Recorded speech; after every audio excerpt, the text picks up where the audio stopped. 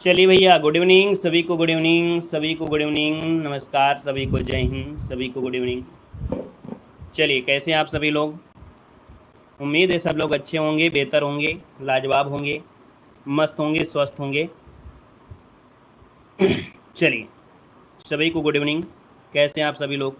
हैं यहाँ पर आपका पहला सेशन और दिया है निम्न देशांतरों में उत्तर भारत का मानक समय कहलाता है। भारत का मानक समय कहलाता है। अब यहाँ पर देखा जाए तो आपका आंसर 1 का क्या बनेगा? तो आपके सर 1 नंबर का ऑप्शन बनेगा आपका डी नंबर है 82.5 पूर्वी देशांतर। हमने आपको बताया था कि आपका जो भारत है ना, आपका भारत जो ग्लोब में है वो आपके है कहाँ पर? तो आप कहेंगे सर ये जो आपका भारत ग्लोब में है वो कहीं कुछ इस प्रकार से आपका है। तो ये आपका क्या है? तो आप कहेंगे सर ये पूर्वी है और ये पश्चिमी आपका है। अगर पूछे ये ऊपर का उत्तरी गोलार्ध है, नीचे का दक्षिण गोलार्ध है और भारत जो बसा हुआ है वो आपकी पूरब में ही बसा है। तो इसलिए आपको कहना है कि यहाँ से जो आपकी एक रेखा जाती है वो आपकी है 82.5 पूर्वी देशांतर। अगर आपसे पूछे उत्तर प्रदेश में कहाँ से जाती है तो आप कहेंगे उत्तर प्रदेश के इलाहाबाद के नैनी से होकर गुजरती है। अगर आपसे पूछे 82.5 पूर्वी देशांतर आपके भारत में से कितने राज्यों से गुजरती है तो आप कहेंगे 5 राज्यों से गुजरती है। आप कहेंगे कौन कौन से राज्य आपके हैं? तो आप कहेंगे सर इसके शोध में देखा जाए तो आपका उत्तर प्रदेश हो जाएगा, फिर आपका मध्य प्रदेश हो जाएगा, उत्तर प्रदेश, मध्य प्रदेश है, इसके बाद आपका छत्तीसगढ़, उड़ीसा और आपका आंध्र प्रदेश है। 5 राज्यों से होकर आपकी गुजरती है। तो इतने ढेर सारे क्वेश्चन आपके बनते हैं। एक क्वेश्चन आपका यहाँ से और बनता है कि जो आपकी 82.5 पूर्वी देशांतर आपके भारत में है वो ग्रीनविच लंदन से, क्या ग्रीनविच लंदन से कितने घंटे आगे है? तो आप कहेंगे सर 5.5 घंटे ये आपका आगे है, ग्रीनविच लंदन से 5.5 घंटे आगे है, याद रखेगा। एक क्वेश्चन आपका और ले लेते हैं इसी से कि भारत में जो आपका देशांतरी सीमा की आपका डिफरेंस है अर्थात जितने बसा हुआ है वो लगभग 29 दशमलव कुछ में बसा है। तो आप कहेंगे सर समय का अंतर कितना है? तो आप कहेंगे 2 घंटे का अंतर आपका यहाँ पर है, याद रखिएगा। पूरब और पश्चिम में 1 घंटे का अंतर है, 2 घंटे का आपका हो जाएगा। तो इतने ढेर सारे क्वेश्चन देखो एक ही पॉइंट से आपको निकलते हुए चलेंगे और पूरे क्वेश्चन इसी प्रकार से यहाँ पर पढ़ना है, याद रखिएगा। ठीक है, अगला क्वेश्चन दिया गया है कि भारत की तटीय सीमा। चलिए, बाकी देखा जाए किताब में आपको आंसर की दिया गया है। हम आपको यहाँ पर समझाते हुए चलेंगे, एक एक पॉइंट को लेके हुए चलेंगे। ठीक है ना? अच्छा लगे तो लाइक करिएगा। ठीक है ना? यहाँ पर दिया है भारत की जो तटीय सीमा है वो आपकी है कितनी? तो दूसरे का ऑप्शन क्या बनेगा? यहाँ पर 7516.6 किलोमीटर आपका जो आंसर है यहाँ पर भी नंबर राइट हो जाएगा। अब यहाँ पर देखा जाए तटीय सीमा में से तो 9 ऐसे आपके राज्य हैं जो समुद्र की सीमा के साथ, कितने? 9। यहाँ पर देखिए गुजरात है, यहाँ पर देखा जाए तो आपका कौन है? महाराष्ट्र है, फिर गोवा है, कर्नाटक है, यहाँ पर जो आपका केरल है, इधर आपका तमिलनाडु है, आंध्र प्रदेश है, उड़ीसा है, पश्चिम बंगाल है। 9 राज्य हैं, है ना, जो लगभग 6100 किलोमीटर की आपकी दूरी है। फिर यहाँ पर देखा जाए तो आपकी यहाँ पर आपके जो आपका है कौन? लक्षद्वीप है, यहाँ पर अंडमान निकोबार है, यहाँ पर द्वीप हैं। इन सभी चारों तरफ से घेरा हुआ जो आपका है सब मिला के देखा जाए तो 7516.6 किलोमीटर आपका आंसर है, राइट हो जाएगा। क्लियर हुआ? आगे बढ़िएगा। क्वेश्चन दिया गया है भारत का सुदूर पश्चिमी बिंदु आपका कौन सा है? भारत का सुदूर पश्चिमी बिंदु पूछा गया है। तो अगर हम आपसे पूछें कि यहाँ पर देखा जाए तो आपका अंडमान निकोबार आपके बसे हुए हैं और यहाँ पर देखा जाए तो इस पॉइंट में बना दिया गया है ना, एक स्तंभ जैसा बना दिया गया है कि ये भारत का क्या है? ये पश्चिमी बिंदु है। और ये पश्चिमी बिंदु आपका कौन सा होगा? तो आप कहेंगे जो आपका 68.7 पूर्वी देशांतर गुजरात। यहाँ पर जो अच्छा पश्चिमी बिंदु पूछा गया, माफ करिए पश्चिमी बिंदु पूछा है और पश्चिमी बिंदु आपके कहाँ से होगा? तो ये गुजरात में होगा, गौर माता से। ये दक्षिणी बिंदु है, ये जो आपका दिया गया है अंडमान निकोबार में, ये दक्षिणी बिंदु है जो कि ग्रेट निकोबार होता है। यहाँ पर पूछा गया पश्चिमी बिंदु और पश्चिमी बिंदु गुजरात में गौर माता जो आपका है वहां से जाता है, याद रखेगा। अगर हम बात करें पूर्वी बिंदु में तो पूर्वी बिंदु आपके अरुणाचल प्रदेश से जाता है। वहीं पर जो आपका देखा जाए उत्तरी बिंदु कौन सा है? तो आपके लद्दाख में से होकर जाता है, याद रखेगा। ठीक है ना? तो ये पॉइंट हुए। अगला क्वेश्चन आपसे कह रहा है यहाँ पर देना है 4 नंबर में, तो आपसे कह रहा है बांग्लादेश के साथ नहीं लगती है।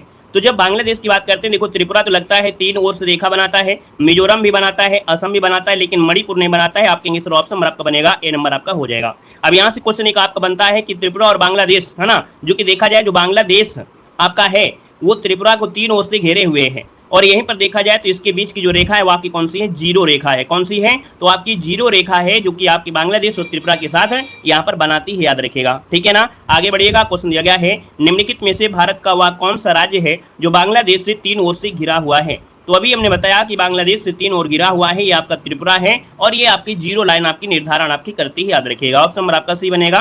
अगला क्वेश्चन दिया गया है सूची फर्स्ट को सूची सेकंड से क्या करना है, यहाँ पर मिलान करना है और आपसे कह रहा है कि भैया यहाँ पर जो सीमा रेखा है वो आपकी कौन सी आपकी है। देखो हमने कहा था कि एक चीज याद रखना है, बचपन का सपना एमबीए कौन है, यहाँ पर बचपन का सपना जो आपका है वो एमबीए है। ये आपका क्या है, थल सीमा से लगा हुआ जो आपका 15,000 लगभग आपका दूरी है वो आपकी इसी में होती है। और अगर पूछे सबसे ज्यादा अगर दूरी आपकी किसके साथ, बांग्लादेश के बाद, चीन के साथ, पाकिस्तान, नेपाल, है ना, इस प्रकार से करेंगे। और यहाँ पर अगर ऑप्शन देखा जाए तो आप कहेंगे सर यहाँ पर देखा जाए तो पाकिस्तान की जो सीमा है वो आपकी कौन बनेगी, यहाँ पर 33 वाली हो जाएगी। वहीं पर अगर चीन की बात करें तो आपका 34 वाला हो जाएगा। वहीं पर नेपाल की बात करें तो नेपाल वाला आपका 17 में हो जाएगा। और म्यांमार की बात करें तो म्यांमार का क्या हो जाएगा, यहाँ पर 16 हो जाएगा। अब आपको अगर तुक्का मारना है तो मार सकते हैं। कैसे, अगर आपको ये ट्रिक याद है तो आप मार सकते हैं कि भैया आपका पहले बांग्लादेश आएगा, फिर चीन आएगा, फिर पाकिस्तान आएगा, फिर नेपाल आएगा। उसके अकॉर्डिंग आप देखिए ऑप्शन में सबसे कम कौन है, सबसे हिसाब से मारेंगे तो आपका आंसर कौन हो गया, आपका डी नंबर है ना। क्लियर हुआ, आगे बढ़िएगा। क्वेश्चन दिया गया है कि भारत के निम्नलिखित से किस राज्य में से कर्क रेखा नहीं गुजरती है। बताना है भारत के किस राज्य में से कर्क रेखा नहीं गुजरती है। मित्र पर गमछा झार, है ना, क्या आप कहेंगे सर मित्र पर गमछा झार, ये आपका ट्रिक है। मित्र पर गमछा झार ये ट्रिक है। यहाँ पर मिजोरम, त्रिपुरा, पश्चिम बंगाल, राजस्थान, गुजरात, मध्य प्रदेश, छत्तीसगढ़ यहाँ से जाती है तो आप कहेंगे सर ये जो आपका उड़ीसा है, उड़ीसा से होकर नहीं गुजरती है। आपका आंसर हो गया कौन सा, बी नंबर है, यहाँ पर राइट हो जाएगा, याद रखेगा। अगला क्वेश्चन दिया गया है, क्वेश्चन है कि निम्न कथनों पर विचार करना है। क्वेश्चन नंबर आपका 8 है और आपसे कह रहा है कि सर सिक्किम नेपाल और भूटान की सीमाओं से लगा हुआ है, अर्थात जो सिक्किम है वो नेपाल और भूटान की सीमा से लगा है, पहला पॉइंट सही है। भारत व चीन के मध्य मैकमोहन रेखा कहलाती है, ये भी सही है। गुजरात तथा पश्चिम बंगाल दो ऐसे राज्य हैं जिनकी सीमा स्थलीय सीमा और तटीय सीमा आप कहेंगे ये भी सही है। मतलब यहाँ पर देखा जाए तो उपयुक्त में से सभी ऑप्शन जो आपका दिया गया है वो आपका डी नंबर बिल्कुल सही जवाब हो जाएगा, सभी करेक्ट हैं, है ना। अगला क्वेश्चन यहाँ पर दिया गया है कि क्षेत्रफल की दृष्टि से भारत का विश्व में कौन सी स्थान है। चलिए बताना है क्षेत्रफल की दृष्टि से भारत का विश्व में कौन सी स्थान है, ना इनको ऑप्शन देना है। तो आप कहेंगे सर ये जो आपका है वो 7वां स्थान है। कौन सा है, आपका 7वां स्थान है। कौन कौन सा है, तो हमने कहा यहाँ पर आपका कौन कौन सा आपका हो सकता है, ये आप लोग जल्दी से बताइएगा। चलिए सभी लोग कमेंट करेंगे, विश्व में भारत का स्थान कितना है, 7वां है ना। और 7वां में है तो आप लोग जल्दी जल्दी ये बता डालिएगा कि सबसे पहले कौन आएगा और सबसे यहाँ पर इसके बाद जो 7वां आता है कौन आता है। चलिए देखो सबसे पहले जैसे रूस आपका हो गया, है ना, ऐसे याद रखना है। ऐसे आप इधर आप देखेंगे जब आप विश्व का मैप बनाएंगे तो आप पाएंगे कि इधर रूस आपका है, इधर आपका कनाडा हो गया, फिर चीन हो गया, इधर आप अमेरिका हो गया, फिर ब्राजील हो गया, फिर इधर आपका क्या हो जाएगा भाई, तो आप कहेंगे सर इधर देखा जाए आ जाता है ऑस्ट्रेलिया वाला, फिर इसके बाद आपका भारत आता है, तो ये 7वां स्थान आपका बन जाएगा। अगला क्वेश्चन यहाँ पर दिया गया और आपसे कह रहा है कि भैया निम्न में से कौन सा असुमेलित आपका दिया गया है, आपसे राजधानी पूछा गया है। यहाँ पर देखा जाए राजधानियों में से तो नागालैंड की राजधानी क्या है, आप कहेंगे कोहिमा है। यहाँ पर मेघालय की राजधानी शिलोंग है। मणिपुर की राजधानी इम्फाल है, क्या है, इम्फाल आपकी है, इम्फाल आपका बनेगा। तो आप कहेंगे सर यहाँ पर देखा जाए तो सी नंबर गलत है, सिक्किम की राजधानी आपकी गंगटोक है। क्लियर हो गया, आगे बढ़िएगा। क्वेश्चन दिया गया है कि भारत की उत्तर से दक्षिण की लंबाई कितनी है। ये आपका जो भारत है, भारत में से पूछा गया है कि भैया जो आपका उत्तर है और ये दक्षिण है, इसके बीच की लंबाई कितनी है, ये बताना है। तो ये लंबाई जो आपकी 3214 किलोमीटर है, कितनी है, 3214 किलोमीटर है। लेकिन अगर आपसे पूछे यहाँ पर आपका पॉइंट, यहाँ पर ये वाली जो लाइन होती है पूरब से पश्चिम, पूरब से पश्चिम आपकी कितनी होती है वो बताना है। तो आप कहेंगे सर यहाँ पर देखा जाए तो वो आपका हो जाएगा कौन, आपकी 29 लगभग आपकी होती है। तो आपका आंसर हो गया कौन सा, बी नंबर आपका राइट हो जाएगा। अगला दिया गया है कि भारतीय तटरेखा से कितने समुद्री मील तक हिंद महासागर में प्रादेशिक समुद्री सीमा क्षेत्र का विस्तार आपसे दिया गया है।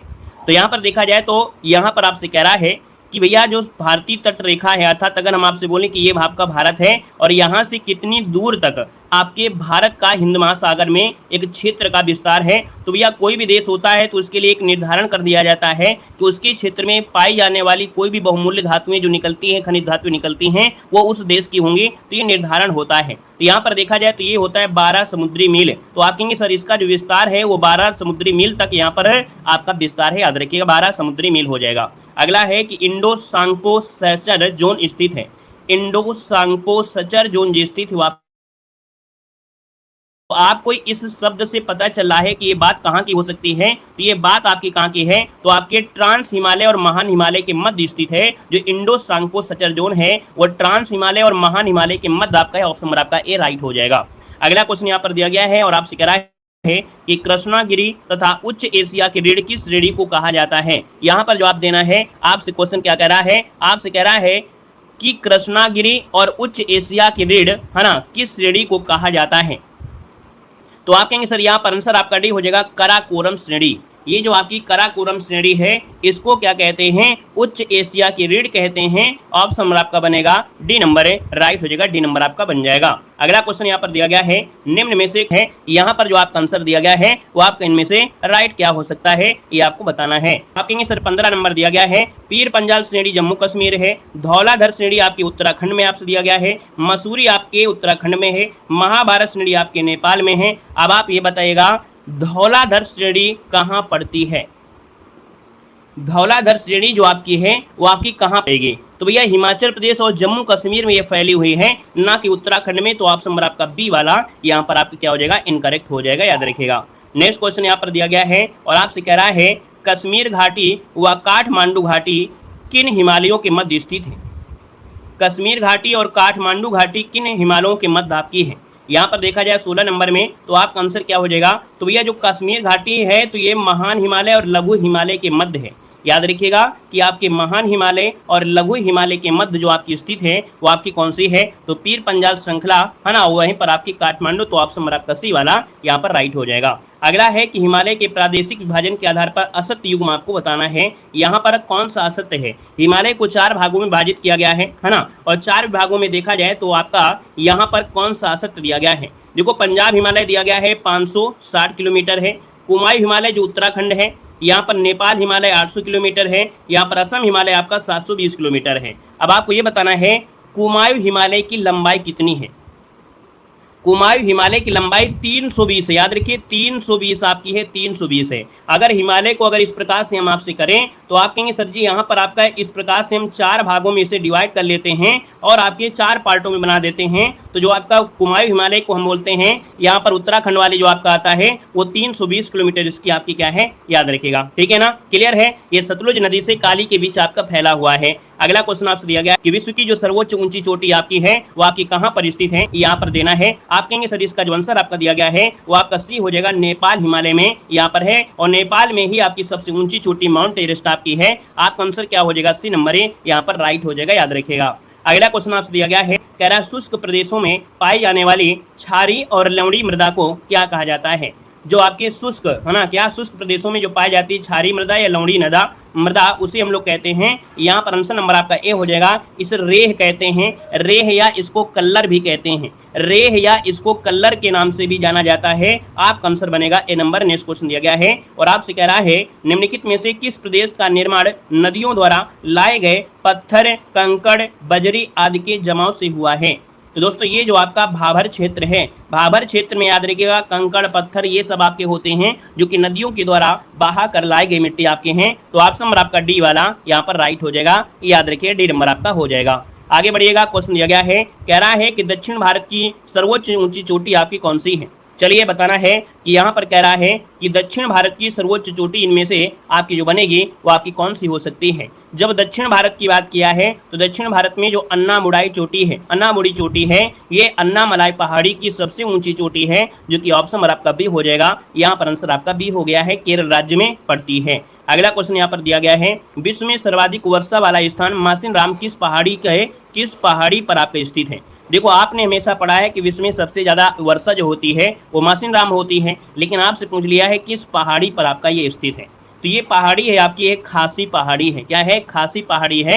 यहाँ पर आंसर नंबर आपका डी वाला जो आप लोग लगा रहे हैं, शायद वो शायद नहीं, बिल्कुल सही आपने लगाया है। आंसर नंबर आपका डी वाला राइट हो जाएगा। अगला क्वेश्चन दिया गया है, निम्न में से असत्य युग्म आपको पहचान करना है। यहाँ पर जो असत्य युग्म है वो आपका कौन सा है। यहाँ पर कुछ चोटी दी गई है और आपकी ऊंचाई दिया गया है 23 नंबर आपसे कह रहा है।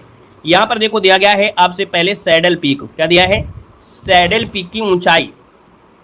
तो सबसे पहले हम आपसे बात करें जो सैडल पीक आपकी है वो कहाँ पड़ती है, जल्दी से कमेंट करें। जो सैडल पीक आपकी है वो आपकी कहाँ पड़ती है बताना है। अंडमान निकोबार द्वीप समूह में यहाँ पर आपका जवाब आया है, तो आप कहेंगे सर बिल्कुल सही है, यहाँ पर अंडमान निकोबार में है। अगर हम आपसे पूछें कि इसकी जो आपकी ऊंचाई है वो आपकी कितनी है, ये आपसे बताना है, तो इसकी ऊंचाई लगभग 737 आपकी है, या अगर हम फीट में बात करें तो 2418 फीट आपकी इसकी ऊंचाई है। याद रखिए जो 730 दिया है वो गड़बड़ है, ये आपका यहाँ पर 37 हो जाएगा, कहीं कहीं पर 32 भी आपको देखने को यहाँ पर मिलता है, याद रखिएगा, ठीक है ना। बाकी 732 वाला जो आपका है वो ज्यादा बेस्ट आपका होता है, याद रखिएगा। तो इसलिए आपका ये गलत दिया है। माउंट दुलियर आपके देखा जाए तो 642 है, माउंट डिओवेली आपके 515 है, माउंट कोयोव आपके 560 है। तो ऑप्शन बन गया ए नंबर।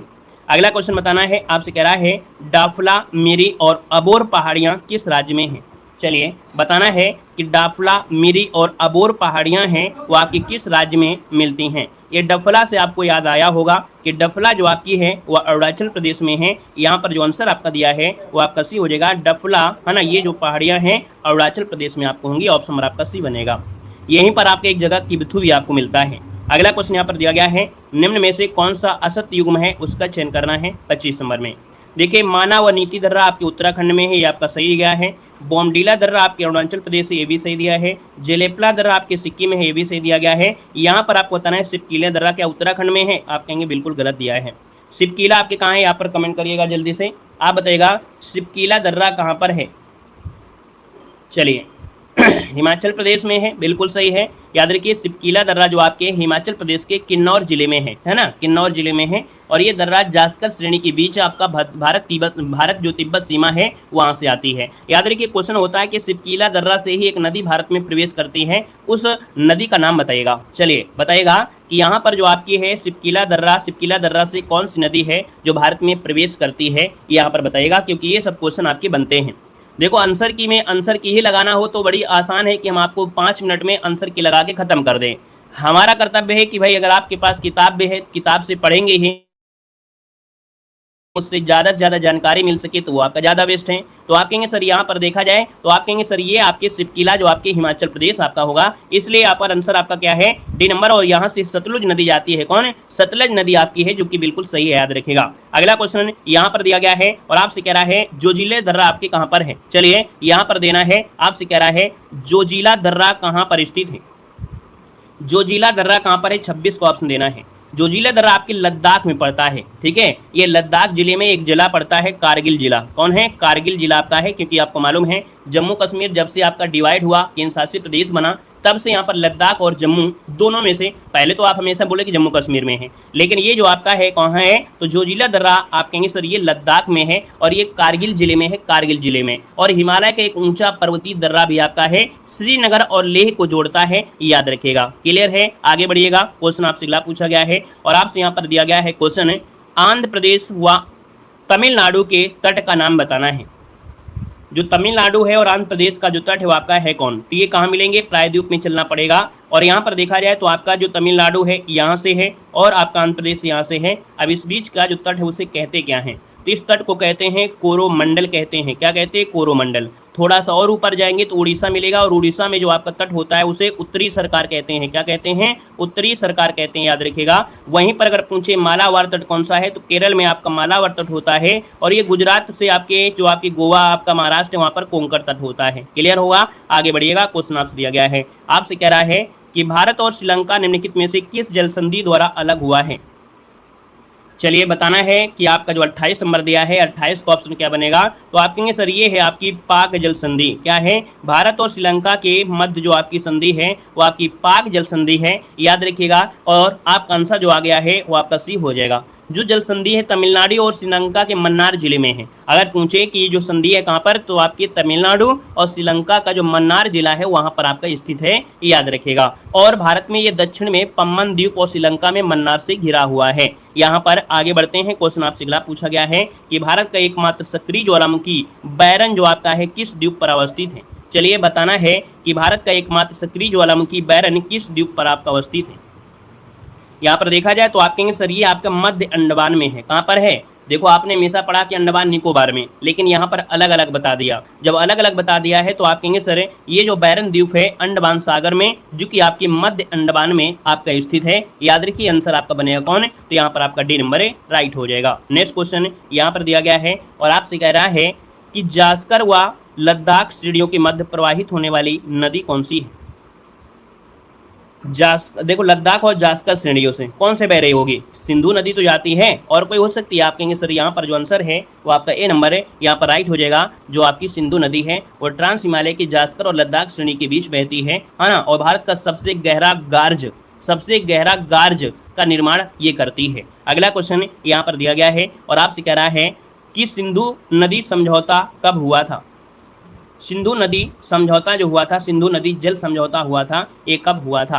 तो दोस्तों याद रखिएगा, ये आपका हुआ था 1960 में, है ना, 19 सितंबर 1960 को हुआ था।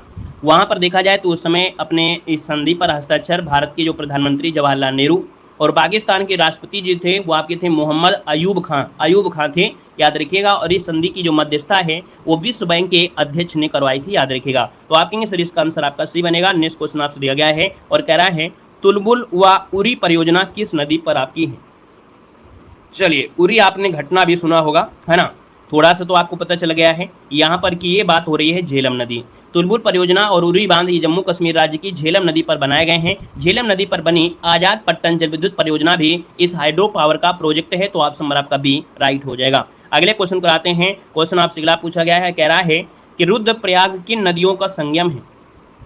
रुद्रप्रयाग किन नदियों का संगम है? चलिए आप बताइएगा, ये आपने पढ़ा होगा, है ना। यहाँ पर देख सकते हैं कि जो रुद्रप्रयाग है ये किन दो नदियों का संगम है? तो आप कहेंगे सर जो मंदाकिनी नदी है और अलकनंदा है ना, याद रखिए अलकनंदा और मंदाकिनी नदियों रुद्रप्रयाग आपका है। अलकनंदा नदी के 5 संगमों में से एक आपका इसको माना जाता है, तो आप कहेंगे सर इसका जो आंसर आ गया है वो आपका कौन बनेगा? डी नंबर है, राइट हो जाएगा। दोस्तों याद रखिएगा, मंदाकिनी को काली गंगा के नाम से भी जानते हैं, याद रखिए मंदाकिनी को काली गंगा के नाम, देखो काली नदी नहीं, काली गंगा के नाम से भी यहाँ पर जाना जाता है, जो आपकी मंदाकिनी है, याद रखिएगा। अगला क्वेश्चन यहाँ पर दिया गया है और आपसे कह रहा है दक्षिण भारत की सबसे बड़ी नदी आपकी कौन सी है? दक्षिण भारत की सबसे बड़ी नदी कौन सी है? यहाँ पर देखा जाए तो दक्षिण भारत की सबसे यहाँ पर बड़ी नदी पूछा गया है, मतलब लंबी नदी पूछा गया है। तो याद रखिए यहाँ पर शब्द हमने बताया था, है ना, कि लंबी शब्द अगर आपको लगा देता है, बड़ी नदी लगा देता है, तब आपकी गोदावरी होती है। लेकिन अगर पूछे दक्षिण की गंगा आपकी है तो आपकी कावेरी है। दक्षिण की गंगा है तो कावेरी है, दक्षिण गंगा या वृद्ध गंगा तो आपकी गोदावरी है। लंबी पूछे तो भी आपको गोदावरी ही देना है, याद रखिएगा, ठीक है ना। जो कि नासिक कहाँ पर है? महाराष्ट्र के नासिक के जो त्र्यंबक है वहां से निकलती है, याद रखिएगा। अगला क्वेश्चन आपके सामने है और आपसे कह रहा है कि सुमेलित करना है कुछ सहायक नदियां हैं, और इन सहायक नदियों में से देखा जाए तो आपके देखिए जो ब्रह्मपुत्र नदी की सहायक नदियां हैं वो मानस, तीस्ता और लोहित हैं। तो यहाँ पर तो ये आपका 3 आ रहा है। कृष्णा की बात करते हैं तो तुंगभद्रा और आपका घाटप्रभा भीमा हो जाएंगी, यहाँ पर 2 हो जाएगा। महानदी की बात करते हैं तो आपके शिवनाथ, ये जो आपका दिया गया है 4 हो जाएगा। और यहाँ पर बात करें तो आपका यहाँ पर 1 हो जाएगा, है ना। सॉरी कुछ गड़बड़ हो गया क्या? अच्छा हाँ ठीक है, ये जो 4 है वो 4 इसमें आएगा, ये जो 4 है वो आपका इसमें आएगा, और ये कावेरी वाली है वो आपकी सुवर्णवती में ये आपका 1 होगा, मतलब पहला ये ऑप्शन आपका राइट हो जाएगा। अगला क्वेश्चन यहाँ पर दिया गया है, आपसे क्या है गंगा की सहायक नदी कौन सी नहीं है? चलिए अब ये तो बता ही सकते हैं, आसान क्वेश्चन है। गंगा की सहायक नदी कौन सी नहीं है? अब आप कहेंगे सर यहाँ पर देखा जाए तो गंगा की सहायक नदियों में से यहाँ पर जो दिया गया है कौन सा, यहाँ पर रामगंगा है, गोमती नदी है, घाघरा नदी है, लेकिन ब्राह्मणी नदी नहीं है। आंसर नंबर आपका राइट जाएगा किसके साथ? तो ऑप्शन नंबर आपका सी हो जाएगा। नेक्स्ट क्वेश्चन यहाँ पर दिया गया है और आपसे यहाँ पर क्या दिया गया है, यहाँ पर बताना है कि पेनगंगा और वेनगंगा किस नदी की सहायक नदियाँ हैं? पेनगंगा, वेनगंगा किस नदी की सहायक नदियां हैं? दोस्तों ये है आपकी गोदावरी की है, किसकी हैं? गोदावरी की सहायक नदियां हैं। ऑप्शन नंबर आपका ए वाला यहाँ पर राइट हो जाएगा। और ये महाराष्ट्र में बहने वाली एक नदी है ना, जो कि 495 किलोमीटर आपकी लंबी है, बुल्ढाना जिले के अंजड़ा ग्राम के पास निकलती है। अगला क्वेश्चन दिया गया है, आपसे कह रहा है कि तीस्ता नदी का उद्गम किस राज्य से हुआ है? बताइएगा, तीस्ता नदी का जो उद्गम है वो किस राज्य से होता है? तो तीस्ता की अगर बात करते हैं तो उद्गम आपके सिक्किम से होता है। कहाँ से होता है? आपके सिक्किम से होता है, और ये पश्चिम बंगाल राज्य बांग्लादेश से होकर ये आपकी बहती है, याद रखिएगा। अगला क्वेश्चन यहाँ पर दिया गया है और आपसे यहाँ पर क्वेश्चन दिया गया है, कह रहा है कि किस नदी को बंगाल का शोक कहा जाता है? बंगाल का शोक जो कहते हैं वो किसको कहते हैं, तो आप कहेंगे सर दामोदर नदी को कहा जाता है, दामोदर नदी। जो दामोदर नदी है वो आपके झारखंड के लातेहार जिले से निकलती है और पश्चिम बंगाल से होकर बहती है। तो आप कहेंगे सर यहाँ पर इसका आंसर आपका डी हो जाएगा। देखिए पहले बंगाल में, जो पश्चिम बंगाल उसके मैदानी इलाकों में इस नदी से आए भीषण बाढ़ों के कारण यहाँ पर बंगाल का शोक इसको कहा जाता है। अगला क्वेश्चन यहाँ पर दिया गया है, निम्नलिखित झीलों में से कौन सी झील क्रेटक झील का उदाहरण है। यहाँ पर बताना है क्रेटर झील जो आपकी है वो कौन सी है, तो आप कहेंगे सर लोनार झील आपकी है। जब गौरव सर ने आपको पढ़ाया होगा यहाँ पर महाराष्ट्र दर्शन, तो महाराष्ट्र दर्शन में आपको दिखाया होगा यहाँ पर लोनार झील, और बताया भी होगा कि यहाँ पर जो आपकी जो झील है इसका रंग है ना कोरोना काल में गुलाबी भी हो गया था, है ना। ये चीज आपको पढ़ाया होगा, आपने देखा भी होगा। याद रखिए ये आपके महाराष्ट्र में है और आपके लोनार झील है जो क्रेटर झील है। कहा जाता है कि इसका जो उद्गम है वो क्या हुआ है, आपके कहीं ना कहीं ज्वालामुखी वाली जो आपका क्षेत्र से वहां से हुआ है। तो आप कहेंगे सर इसका आंसर आपका सी नंबर है, राइट हो जाएगा, याद रखिएगा। क्लियर है, आगे बढ़िएगा। क्वेश्चन आपसे दिया गया है और आपसे यहाँ पर दिया गया है, हाँ हम भी आपको दर्शन करवाते हुए चलेंगे, है ना। जो सर आपको पढ़ाए है उसका दर्शन भी साथ साथ में करवाते चलेंगे। देखो दिया है कि भारत के किस राज्य में लोकटक झील आपका स्थित है।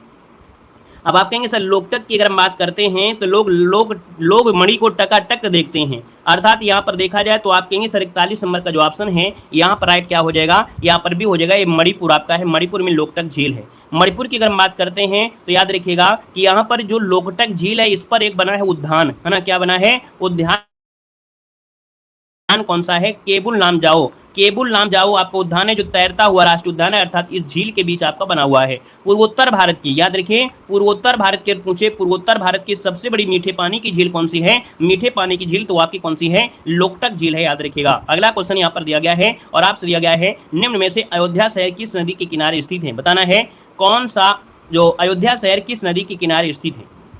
ये तो आसान है, आप कहेंगे बिल्कुल आसान है, ये आपके सरयू नदी पर है ना। याद रखिए सरयू नदी के बारे में अगर हम बात करें, सरयू नदी, तो सरयू नदी कई प्रकार से जलमार्ग में से आती है। ये नदी हिमालय के मानसरोवर झील के पास निकलती है, बिहार में गंगा में आती है। सरयू नदी को घाघरा नदी, मानस नंदिनी के नाम से भी जानते हैं। सरयू नदी का उल्लेख वेद और रामायण जैसे प्राचीन ग्रंथों में हुआ है। सरयू नदी को औषधि गुणों वाली नदी भी कहा जाता है, ठीक है ना। कहा जाता है कि सरयू नदी में स्नान करने से आत्मा शुद्ध होती है, पाप धुल जाते हैं, मोक्ष की प्राप्त भी होती है, याद रखिएगा, ठीक है ना। आगे बढ़िएगा। क्वेश्चन दिया गया है कि नाफता झाकरी परियोजना किस नदी पर आपकी है। बताना है नाफता झाकरी परियोजना किस नदी पर स्थित है। यहाँ पर देखा जाए तो ये हो जाएगा सतलज नदी हो जाएगा, है ना। आप कहेंगे सर नापता झाकरी जल विद्युत परियोजना हिमाचल प्रदेश में, है ना, कहाँ पर, हिमाचल प्रदेश के सतलज नदी पर आपकी बनी है और ये भारत की सबसे बड़ी जल विद्युत परियोजना में से एक आपकी है। लगभग 1500 मेगावाट की ये परियोजना है। 1993 में इसका निर्माण आपका शुरू हुआ था और 2004 में ये आपकी प्रक्रिया पूरी हुई थी। उस समय प्रधानमंत्री आप थे मनमोहन सिंह। यहाँ पर आगे बढ़ते हैं। क्वेश्चन दिया गया है और आपसे यहाँ पर कह रहा है दूध सागर जलप्रपात किस नदी पर स्थित है। यहाँ पर देना है 44 नंबर में, दूध सागर जलप्रपात है आपके मांडवी नदी पर है। किसमें है, मांडवी नदी है। मांडवी नदी की अगर बात करते हैं तो ये गोवा और कर्नाटक की सीमा पर आपकी स्थित है, याद रखिएगा, ठीक है ना। यहाँ पर आगे बढ़ते हैं। क्वेश्चन आपसे दिया गया है और कह रहा है सूची फर्स्ट को सूची सेकंड से सुमेलित करना है। आपके सामने आ गए झील और चाहो तो ऑप्शन भी आपको दिखा सकते हैं, लेकिन थोड़ा क्वेश्चन क्या होगा, छोटा दिखेगा। क्वेश्चन नंबर 45 में से आपसे कह रहा है कि सर यहाँ पर जो आपकी बुलर झील है ये मीठे पानी की झील है और ये मीठे पानी की झील कहाँ पर है, तो आपकी जम्मू कश्मीर में है बुलर झील। यहाँ पर 2 हो गया है। रेणुका झील आपको कहाँ मिलेगी, रेणुका झील कहाँ मिलेगी ये आपको बताना है। तो आप कहेंगे सर ये हिमाचल प्रदेश में है रेणुका झील। जायसमंद झील, तो आप कहेंगे जायसमंद झील आपकी कहाँ मिलेगी, तो आपकी कहाँ मिलेगी, राजस्थान में। यहाँ पर 4 हो जाएगा। अष्टमुदी झील आपकी केरल में है, तो आप कहेंगे 1 हो जाएगा। देखिए ऑप्शन नंबर आपका सी वाला यहाँ पर मैच कर गया है। अगला क्वेश्चन यहाँ पर दिया गया है और आपसे यहाँ पर कह रहा है मानसून शब्द की जो उत्पत्ति है या मानसून शब्द किस भाषा के शब्द से बना है।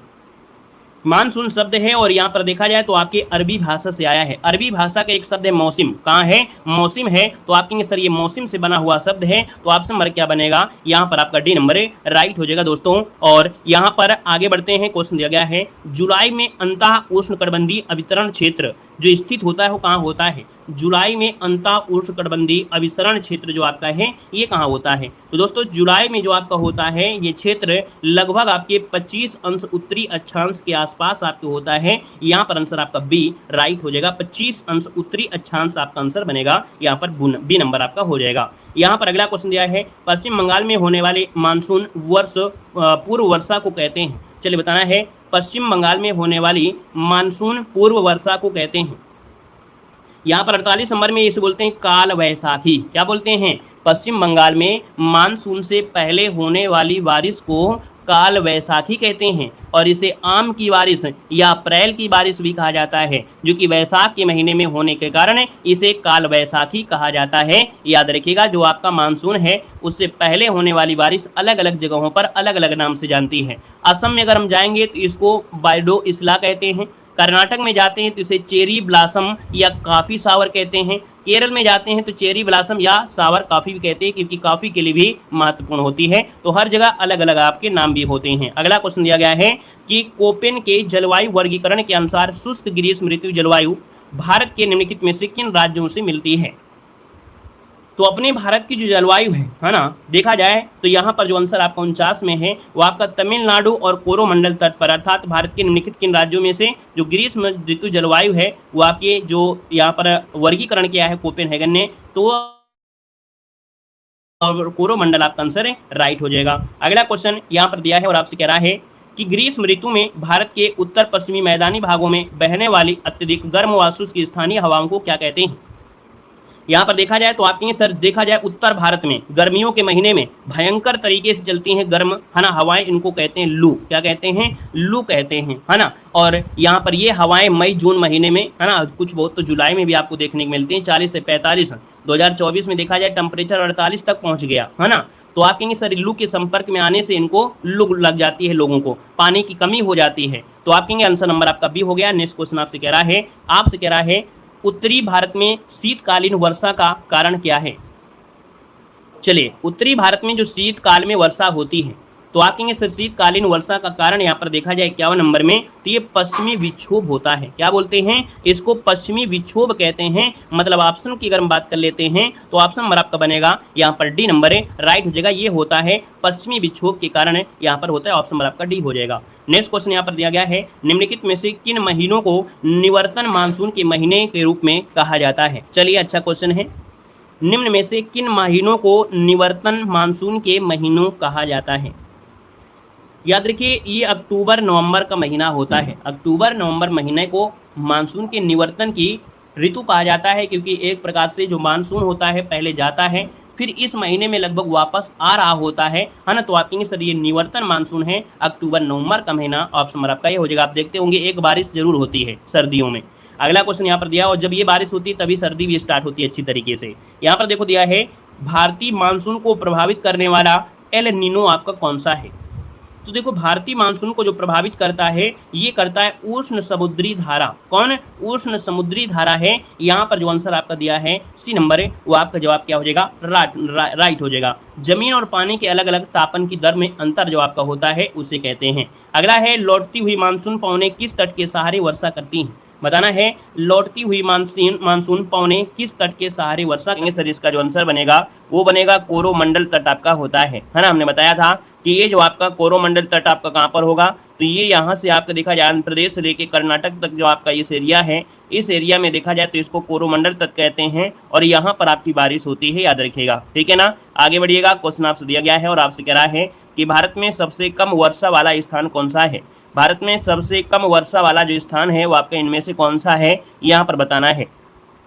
तो आप कहेंगे सर यहाँ पर जो आंसर आ रहा है वो ऑप्शन आपका क्या हो जाएगा? तो आप कहेंगे सर लेह है, जैसलमेर मत लगाइएगा। यहाँ पर आंसर लगाना है ए नंबर। आपने राज्य दर्शन में आपने जरूर पढ़ा होगा, है ना, कि सबसे कम वर्षा वाला स्थान कौन है? आपका लेह है। और सबसे ज़्यादा वर्षा कहाँ होती है? तो आपकी मासिन राम जो कि आपकी मेघालय में है। मेघालय जब आपने दर्शन किया होगा वहाँ पर ये आपने जरूर पढ़ा होगा, है ना। तो आप कहेंगे सर इसका जो आंसर है यहाँ पर ए नंबर है राइट हो जाएगा, याद रखिएगा। अगला क्वेश्चन आपसे कह रहा है कि निम्नलिखित में से सूची फर्स्ट को सूची से के है और सही कूट आपको करना है। यहाँ पर बताना है आपका जो आंसर बनेगा वो राइट इनमें से क्या बन जाएगा। तो देखिए यहाँ पर अगर आपसे पूछे कि ऋतु और आपका महीना दिया गया है तो चारों ऑप्शन में से थोड़ा सा अगर आप दिमाग लगाएंगे तो हो सकता है कि आप इसका जवाब सही कर पाएँ।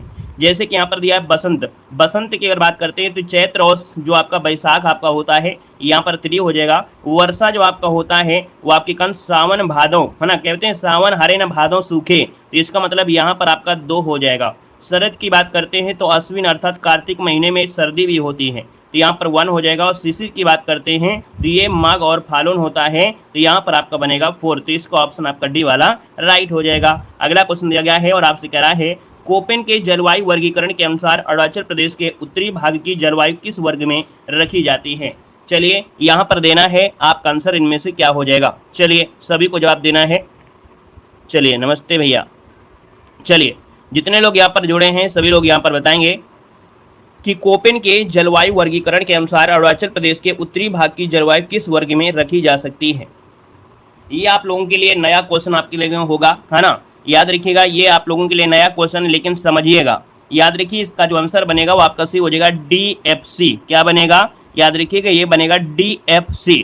DFC मतलब होता है वर्णाक्षर समूह में आती है। मतलब ये कह सकते हैं कि अरुणाचल क्षेत्र में या इन क्षेत्रों में गर्मियों में भी ठंड का मौसम रहता है। याद रखिएगा यहाँ पर मतलब ये हुआ कि गर्मियों में भी ठंड का मौसम रहता है और साल भर बारिश होती है। यह उप आर्कटिक या बेरियल जलवायु का एक उदाहरण होता है। तो आपका आंसर देना है यहाँ पर क्या, तो ऑप्शन नंबर आपका हो जाएगा सी नंबर राइट हो जाएगा। अब यहाँ पर देखिए आपके सामने कभी क्वेश्चन आ जाए कि ये जो जलवायु को बांटा है 5 भागों में बांटा है, कितने 5 भागों में, तो ए जो आपका संकेत करता है वो उष्णकटिबंधीय को करता है, बी जो आपका होता है संकेत शुष्क का होता है, सी जो होता है ये शीतोष्ण का होता है, और वहीं पर डी जो होता है वो महाद्वीप में या शीतलन में जो हिमवन होते हैं उनको कहते हैं, और ई जो संकेत करता है वो ध्रुवीय क्षेत्र को करता है। तो याद रखिएगा यहाँ पर आप कहेंगे कि सर यहाँ पर आंसर आपका सी हो जाएगा। ये नया क्वेश्चन आप लोगों के लिए था। अगला क्वेश्चन आपके सामने है और आपसे कह रहा है कि नई जलोढ़ मृदा का वर्णन करने के लिए किस शब्द का उपयोग किया जाता है। यहाँ पर देखिएगा तो नई जलोढ़ मृदा है, हमने कहा जब मिट्टी को खोदेंगे तो खोदे से हो जाता है क्या, नई मृदा आपको देखने को मिलती है ना। तो आप कहेंगे सर ये जो नई मिट्टी है वो नदियों के द्वारा लाई गई मिट्टी आपकी होती है ना। पंजाब से लेकर पश्चिम बंगाल और असम से लेकर उत्तरी मैदान में आपकी ये पाई जाती है। आपका आंसर हो जाएगा आपका कौन, बी नंबर राइट हो जाएगा। वहीं पर जो आपकी पुरानी जलोढ़ मिट्टी होती है, कौन पुरानी जलोढ़ मिट्टी होती है, उसे हम लोग बांगर कहते हैं। क्या कहते हैं, बांगर कहते हैं। आगे बढ़िएगा, क्वेश्चन दिया गया है और आपसे यहाँ पर दिया गया है, कह रहा है कि किस मृदा को रेगुर मृदा के रूप में भी जाना जाता है। किस मृदा को रेगुर मृदा के नाम से भी जानते हैं। रेगुर मिट्टी आपकी होती है उसे हम लोग काली मिट्टी भी कहते हैं। काली मिट्टी को ही रेगुर मिट्टी कहा जाता है। याद रखिए काली मिट्टी को कपासी मिट्टी भी कहा जाता है ना। और ये काली मिट्टी दक्षिण भारत में इसे रेगुर कहते हैं। याद रखिएगा केरल में काली मिट्टी को साली कहते हैं। याद रखिएगा अगर आप केरल में जाते हैं और काली मिट्टी मिलता है तो यहाँ पर इसको साली कहा जाता है। कहाँ पर है, आपके केरल में इसको साली कहा जाता है। और उत्तर भारत में काली मिट्टी को केवाल के नाम से भी जानते हैं। किस नाम से, केवाल के नाम से जानते हैं। यहाँ पर आगे बढ़ते हैं, क्वेश्चन दिया गया है कि निम्न में से किन राज्यों में लैटेराइट मृदा आपकी पाई जाती है। चलिए लैटेराइट मृदा की अगर बात करते हैं तो आपका आंसर इनमें से क्या हो जाएगा। तो दोस्तों लैटेराइट मृदा आपके केरल में, कर्नाटक में, आंध्र प्रदेश में और उड़ीसा के तटों पर है, यहाँ पर पाई जाती है जो आपकी लैटेराइट मृदा है। और ये मृदा देखा जाए तो इसमें क्या होते हैं, लौ जो आपके तत्व होते हैं वो ज़्यादा होते हैं, लेकिन पोटास की मात्रा या उपजाऊ जो वाले चीज़ होती है वो आपकी कम होती है। बाकी यहाँ पर लैटेराइट मृदा जो उपयुक्त होती है किसके लिए, तो आपकी जैसे काजू है उसके लिए बहुत ही आपकी IMP मिट्टी होती है लैटेराइट मिट्टी। इससे घर की जो ईंट होते हैं वो भी आपके बनाए जाते हैं। अगला क्वेश्चन बताना है और आपसे कह रहा है कि निम्न में से किस भारतीय मृदा को स्वतः जुताई वाली मृदा भी कहा जाता है। चलिए स्वतः जुताई मिट्टी ये जो कहा जाता है वो किसे कहा जाता है आपको देना है। देखिए 61 नंबर आपको दिया गया है। हमने आपको बड़े अच्छी तरीके से समझाया भी है कि भैया जो आपकी काली मिट्टी हो, मिट्टी में पानी को सोखने की और रोकने की क्षमता भी होती है। जब इसमें नमी होती है तो ये फूल जाती है और चिपचिपी भी हो जाती है। सूखती है तो इसमें दरारें पड़ जाती हैं, बहुत चौड़ी चौड़ी दरारें। और जब ये चौड़ी चौड़ी दरारें पड़ जाती हैं तो दूर से दिखाई देती हैं कैसे, जैसे वो खेत जुता हुआ हो, है ना। तो इस कारण से इसको कहते हैं क्या, स्वतः जुताई मिट्टी कहते हैं। और हमने बताया कि काली मिट्टी को रेगुर मिट्टी भी कहते हैं, है ना, और कपासी मिट्टी के नाम से भी जानते हैं। दक्कन के पठार वाले क्षेत्र में पाई जाती है, क्लियर है। और इसे कम बार सिंचाई अर्थात इसमें ज़्यादा सिंचाई की आवश्यकता नहीं होती है। यहाँ पर अगला क्वेश्चन दिया गया है और आपसे यहाँ पर दिया गया है केंद्रीय शुष्क क्षेत्र अनुसंधान संस्थान का मुख्यालय कहाँ पर है। चलिए यहाँ पर देना है कि केंद्रीय शुष्क क्षेत्र अनुसंधान संस्थान का मुख्यालय जो आपका दिया गया है वो आपका है कहाँ पर, तो ये आपके जोधपुर में है। कहाँ पर है, जोधपुर में है, याद रखिए जोधपुर, जिसे काजरी कहते हैं। और इस कह सकते हैं जो आपका क्षेत्र है ये जो काजरी है अर्थात इसका जो आपकी स्थापना हुई थी वो आपके 1959 में स्थापना हुई थी। मुख्यालय जोधपुर में है और ये आपके 6 संभाग में आपका बटा हुआ है, याद रखिएगा। तो आपका आंसर क्या हो गया, सी नंबर आपका हो गया। कभी कभी ये इंग्लिश में शब्द नहीं मिलता है, ये कभी कभी हिंदी में शब्द दे देता है काजरी, क्या बोल देते हैं, काजरी, क्योंकि ये इंग्लिश में तो आपका लिखा है लेकिन ये आप पढ़ेंगे तो कहेंगे सर काजरी। तो याद रखिए यहाँ पर आंसर नंबर आपका सी राइट हो जाएगा, याद रखा। जितना भी हो सकता है हम आपको इसमें से एक्स्ट्रा फैक्ट बताते हुए चल रहे हैं, उनको आप लोग ध्यान देते हुए चलेंगे। बाकी आपकी किताबों में ये सब कुछ आप मिलेगा, अगर ये किताब आपके पास होगी तो उसमें आपको ये सब क्वेश्चन आंसर आपको दिए होंगे। तो क्वेश्चन आंसर रटे जा सकते हैं लेकिन कितना, है ना, लेकिन अगर उसके फैक्ट को अगर हम आपको बताते चलेंगे तो आप एक क्वेश्चन के साथ साथ कई क्वेश्चन आप लोग सॉल्व कर सकते हैं, ठीक है ना। चलिए क्वेश्चन नंबर आपका अगला है और आपसे कह रहा है कि केंद्रीय मृदा संरक्षण बोर्ड की स्थापना कब हुई थी। केंद्रीय मृदा संरक्षण बोर्ड की स्थापना कब हुई थी आपसे कह रहा है। तो केंद्रीय मृदा सामग्री या अनुसंधान CSMRS कहते हैं और इसकी स्थापना 1954 में लगभग आपकी हुई थी, ठीक है, 1954 में हुई थी। अब आप कहेंगे सर यहाँ पर आंसर सही क्या किया जाए, तो यहाँ पर देखिए 53 वाला ऑप्शन आप सही कर दीजिएगा, ठीक है ना। 53 वाला जो ऑप्शन है यहाँ पर आप सही कर दीजिए, आपका आंसर यहाँ पर राइट हो जाएगा, याद रखिएगा, ठीक है ना। और यहाँ पर देखा जाए तो मृदा संरक्षण का मतलब जानते हैं, जो मिट्टी की सबसे ऊपरी परत होती है उसको कटाव से बचाने के लिए आपका होता है ना, उर्वरता में कमी को रोकने के लिए होता है। अगला क्वेश्चन यहाँ पर दिया गया है और कह रहा है कि निम्नलिखित में से लवणीय व क्षारीय मृदा को कहा जाता है। बताएगा, लवणीय मृदा या जो क्षारीय मृदा होती है उसे क्या कहते हैं, यहाँ पर बताना है। तो दोस्तों लवणीय मृदा या क्षारीय मृदा को रेह भी कहते हैं, कल्लर भी कहते हैं, ऊसर भी कहते हैं, मतलब ऑप्शन आपका डी हो जाएगा। विभिन्न क्षेत्रों में अलग अलग नाम से जानी जाने वाली ये मृदा है जो कि रेह, कल्लर या ऊसर के नाम से जानी जाती है। आगे बढ़िएगा, क्वेश्चन दिया गया है कि हिमालय के ऊंचाई वाले क्षेत्रों में कौन सी मृदा पाई जाती है। बताना है कि हिमालय के ऊंचाई वाले क्षेत्रों में कौन सी मृदा आपकी पाई जाती है। यहाँ पर जो आपका आंसर है इनमें से वो राइट इनमें से क्या हो जाएगा। आप कहेंगे सर 65 नंबर दिया गया है, तो आप कहेंगे सर ये पर्वतीय मृदा होती है, क्या बोलते हैं इसे, भूरी पहाड़ी मृदा या उप पर्वतीय मृदा या पहाड़ी तृणभूमि मृदा या लाल दोमट मृदा के नाम से भी जाना जाता है। तो इसका जो आंसर आपका दिया गया है वो आपका बी हो जाएगा, पर्वतीय मृदा के नाम से जाना जाता है। अगला क्वेश्चन यहाँ पर दिया गया है और आपसे कह रहा है कौन सा असुमेलित युग्म है उसका आपको चयन करना है।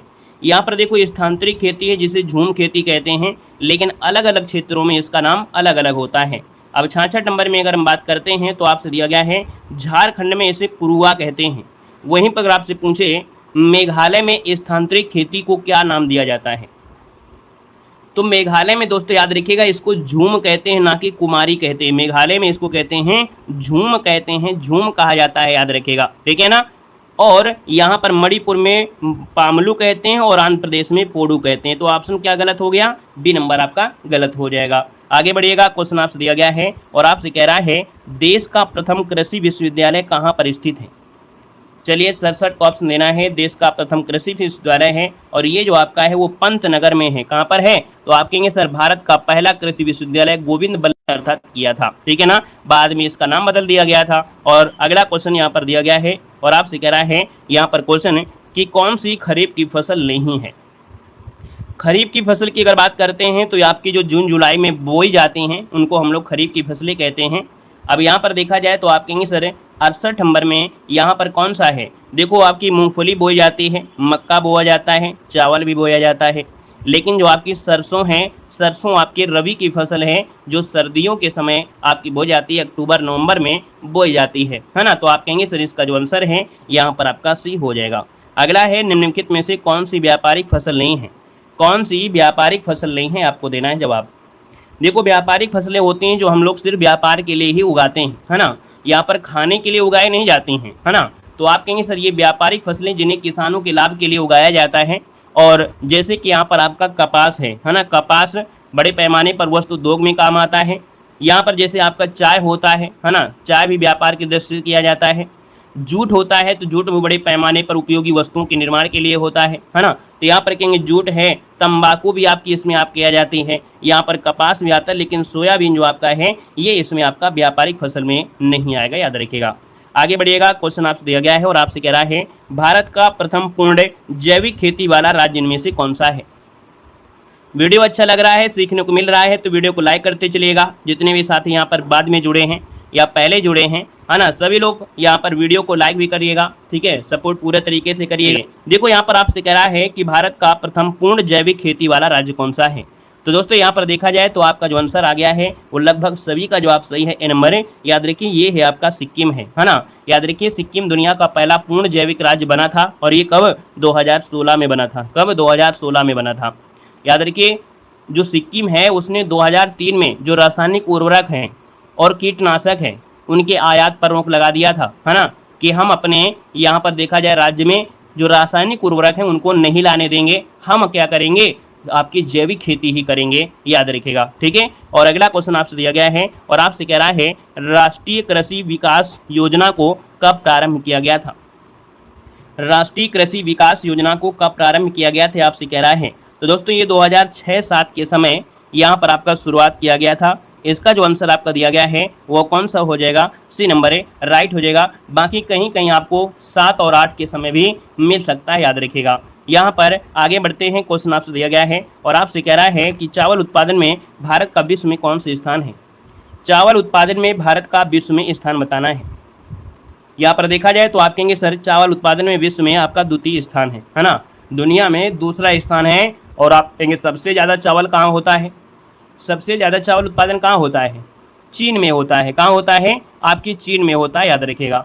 वहीं पर अगर आपसे पूछे कि भारत में चावल उत्पादन में सबसे पहला आपका कौन सा है, तो आपका पश्चिम बंगाल सबसे आपका आगे है। लेकिन अगर आपसे पूछे भारत दुनिया का सबसे बड़ा चावल का निर्यातक देश है, याद रखिएगा, उत्पादन में तो सेकंड है लेकिन बेचने में कमी नहीं रखता है।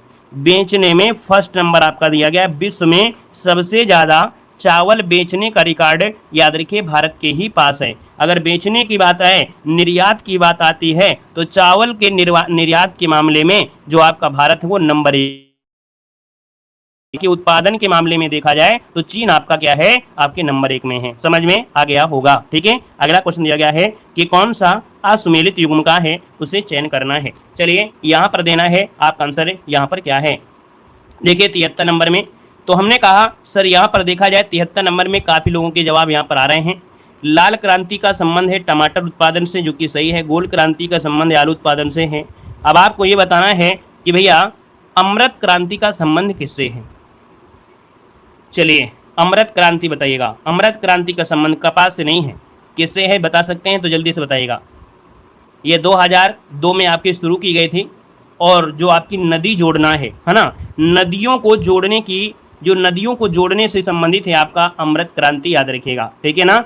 जैसे उत्तर प्रदेश के नदियों को दक्षिण भारत की नदियों से जोड़ने की बात की गई थी, तो आप कहेंगे नदी जोड़ो परियोजना, ये अमृत क्रांति आपका है। वहीं पर गुलाबी क्रांति आपकी झींगा मछली है, तो आप कहेंगे ऑप्शन नंबर का सी वाला सही नहीं है।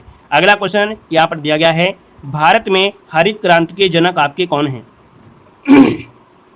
तो भारत में हरित क्रांति के जनक आपसे पूछा गया है और यहाँ पर देखा जाए तो आपका आंसर क्या हो जाएगा, एमएस स्वामीनाथन। एमएस स्वामीनाथन 2023 में इनका निधन भी हो चुका है। और अगर विश्व में पूछा जाए तो आपके डॉक्टर नॉर्मन बोरलाग हो जाएंगे। आगे बढ़िएगा, क्वेश्चन आपसे दिया गया है और आपसे यहाँ पर देखो दिया गया है कि अरेबिका, रोबस्टा, लिबेरिका किस फसल की किस्में हैं। ये जो आपकी किस्में हैं वो आपकी कॉफ़ी की प्रजातियां हैं। किसकी हैं, ये कॉफ़ी की प्रजातियां हैं, है ना। याद रखिएगा कि जैसे अमेरिका है तो अमेरिका की सबसे ज़्यादा उगाई जाने वाली किस्म आपकी है अरेबिका, ठीक है। ये जो आपकी है सबसे ज़्यादा अमेरिका में, यूएसए में आपकी क्या की जाती है, आपकी यूएसए में क्या की जाती है, उगाई जाती है। और जैसे आपका है रोबस्टा, रोबस्टा जैसे आपकी है ये कॉफ़ी कैनोफेरा की आम प्रजाति आपकी है और यहाँ पर देखा जाए तो ये भी यहाँ पर आपकी उगाई जाती है, जो पश्चिमी सहारा अफ्रीका है। लिबरिका जो आपकी है, ये जो आपकी है एक फल और फूलों जैसा आपका होता है ना। तो आप कहेंगे सर इसका आंसर आपका बन जाएगा यहाँ पर बी नंबर है, राइट हो जाएगा, याद रखिएगा। ठीक है, काफ़ी की बहुत प्रजातियाँ होती हैं, लगभग 80 से ज़्यादा प्रजातियाँ आपकी हैं। ठीक है, और आगे बढ़िएगा, क्वेश्चन आपसे दिया गया है और आपसे यहाँ पर कह रहा है क्वेश्चन है कि निम्न में से किसको सुनहरा रेशा भी कहा जाता है। सुनहरा रेशा जो कहते हैं वो किसको कहते हैं, बता सकते हैं। चलिए, यहाँ पर सुनहरा रेशा जो कहते हैं या इसे गोल्डन फाइबर भी कहते हैं, याद रखिए, इसे सुनहरा रेशा भी कहते हैं, इसको गोल्डन फाइबर भी कहते हैं। और याद रखिएगा यहाँ पर आंसर आपका बनेगा डी नंबर, जो आपका जूट है। जूट को सुनहरा रेशा, ये गोल्डन फाइबर कहा जाता है ना। जो जूट है यह नाम इसके सुनहरे रंग और उच्च नकदी मूल्य के कारण आपका मिला है, याद रखिएगा। ठीक है ना। और इससे क्या क्या बनती हैं, तो चाहे आपकी रस्सी हो, बोरी है ना, तंबू है, कागज है, थैले हैं, टाट पट्टी जो आपकी चीज़ें हैं, ये सब आपकी इसी से आपकी मिलती हैं। और जूट जो आपकी फसल एक ऐसी है, तो आपकी खरीफ की फसल है, याद रखिएगा। क्या है, खरीफ की फसल है, याद रखिएगा। उष्णकटिबंधीय क्षेत्रों में ये आपकी पाई जाती है, याद रखिएगा। ठीक है ना। और यहाँ पर अगर पूछे, भारत जूट का सबसे बड़ा उत्पादक देश है। जो आपका जूट है ये भारत का सबसे बड़ा, मतलब भारत जो आपका है वो सबसे बड़ा उत्पादक है, जिसमें सबसे पहला स्थान कौन से राज्य का आता है, पश्चिम बंगाल राज्य का आता है, फिर बिहार, फिर उड़ीसा, इस प्रकार से। अगला क्वेश्चन है यहाँ पर दिया गया है और आपसे कह रहा है कि केंद्रीय तंबाकू अनुसंधान संस्थान कहाँ पर स्थित है। चलिए, कुछ ज़्यादा फैक्ट तो नहीं बता देते हैं कि आप लोगों के बाउंस हो जाता हो, है ना। कुछ आप लोगों को ऐसा तो नहीं है कुछ ज़्यादा ही फैक्ट बता दें तो आपको यहाँ पर बाउंस हो जाता हो, आपको दिक्कत होती हो, ज़रूर कमेंट कर दीजिएगा। ठीक है, चलिए वेरी गुड। हाँ, यही पढ़ने के लिए तो आप जुड़े हैं कि भैया आपको फैक्ट मिले, बाकी किताबों में तो आपको सब कुछ दिया गया है ना। एक क्वेश्चन से अगर हम आपको फैक्ट निकालते हैं तो इसी के लिए तो आप पढ़े रहे हैं, इसी के लिए तो आप जुड़े हैं, है ना। चलिए, यहाँ पर दिया गया है केंद्रीय तंबाकू अनुसंधान, जिसका भी ऑप्शन आ रहा है सब लोग जवाब देंगे। केंद्रीय तंबाकू अनुसंधान संस्थान, जिसको इंग्लिश में हम बोलते हैं CTRI कहते हैं, आंध्र प्रदेश के राजमुंदरी में है। ये जो राजमुंदरी है ये आपके आंध्र प्रदेश में है। और याद रखिएगा ये भारत सरकार के अधीन काम करता है, जो आपका कृषि मंत्रालय होता है। की बात करते हैं कि CTRI की स्थापना जो हुई थी वो आपकी 1947 में स्थापना आपकी हुई थी, है ना। और एशिया में अपनी तरह का सबसे बड़ा संस्थान भी आपका यही है। अगर हम आपसे पूछें कि आपकी जो राजमुंदरी है ना, अर्थात जो आपके 6 क्षेत्रीय अनुसंधान है, जैसे गुंटूर है, आपका हुंसूर है, ये सब आपके वहीं पर आपको देखने को मिलते हैं। अगला क्वेश्चन यहाँ पर दिया गया है और आपसे कह रहा है ओस कामा अमन कामा बोरो किस फसल की किस्में हैं। यहाँ पर देखा जाए तो आपका ये आंसर हो जाएगा चावल की ये प्रजातियाँ हैं। नोट कर लीजिएगा कि जैसे अमन है, औस है और बोरो है, ये चावल की आपकी प्रजातियाँ हैं। देखा जाए तो आपकी जो अमन जो आपकी है, अमन, ये जो आपकी अमन प्रजाति है चावल की, ये शीतकालीन चावल की फसल है। अर्थात ये जो आपका है ये शीतकालीन चावल की फसल है। जून माह से अगस्त के बीच आपका बोया जाता है, नवंबर से जनवरी के बीच में काटा जाता है। और भारत में चावल की सबसे ज़्यादा पैदावार अगर देखा जाए तो आपकी यही प्रजाति है। औस की बात करते हैं तो औस ये जुलाई अगस्त के मौसम में बोया जाता है ना। और अगर बात करें बोरो क्या है, तो बोरो ग्रीष्मकालीन की चावल की किस्म है। चिपचिपे चावल की एक आम किस्म है, याद रखिएगा। ये असम में आपकी अधिकतर उगाई जाती है, असम में। ठीक है, आगे बढ़िएगा। क्वेश्चन आपसे दिया गया है और आपसे यहाँ पर दिया है कि भारत के प्रथम राष्ट्रीय उद्यान का नाम क्या है। भारत के प्रथम राष्ट्रीय उद्यान का नाम पूछा गया है, तो यहाँ पर आंसर क्या हो जाएगा, तो ये है आपका जिम कॉर्बेट है ना। जिम कॉर्बेट राष्ट्रीय उद्यान है। हम अगर आपसे पूछे कि सर जी इसकी स्थापना कब हुई थी, तो आप कहेंगे सर 1936 में इसकी स्थापना हुई थी।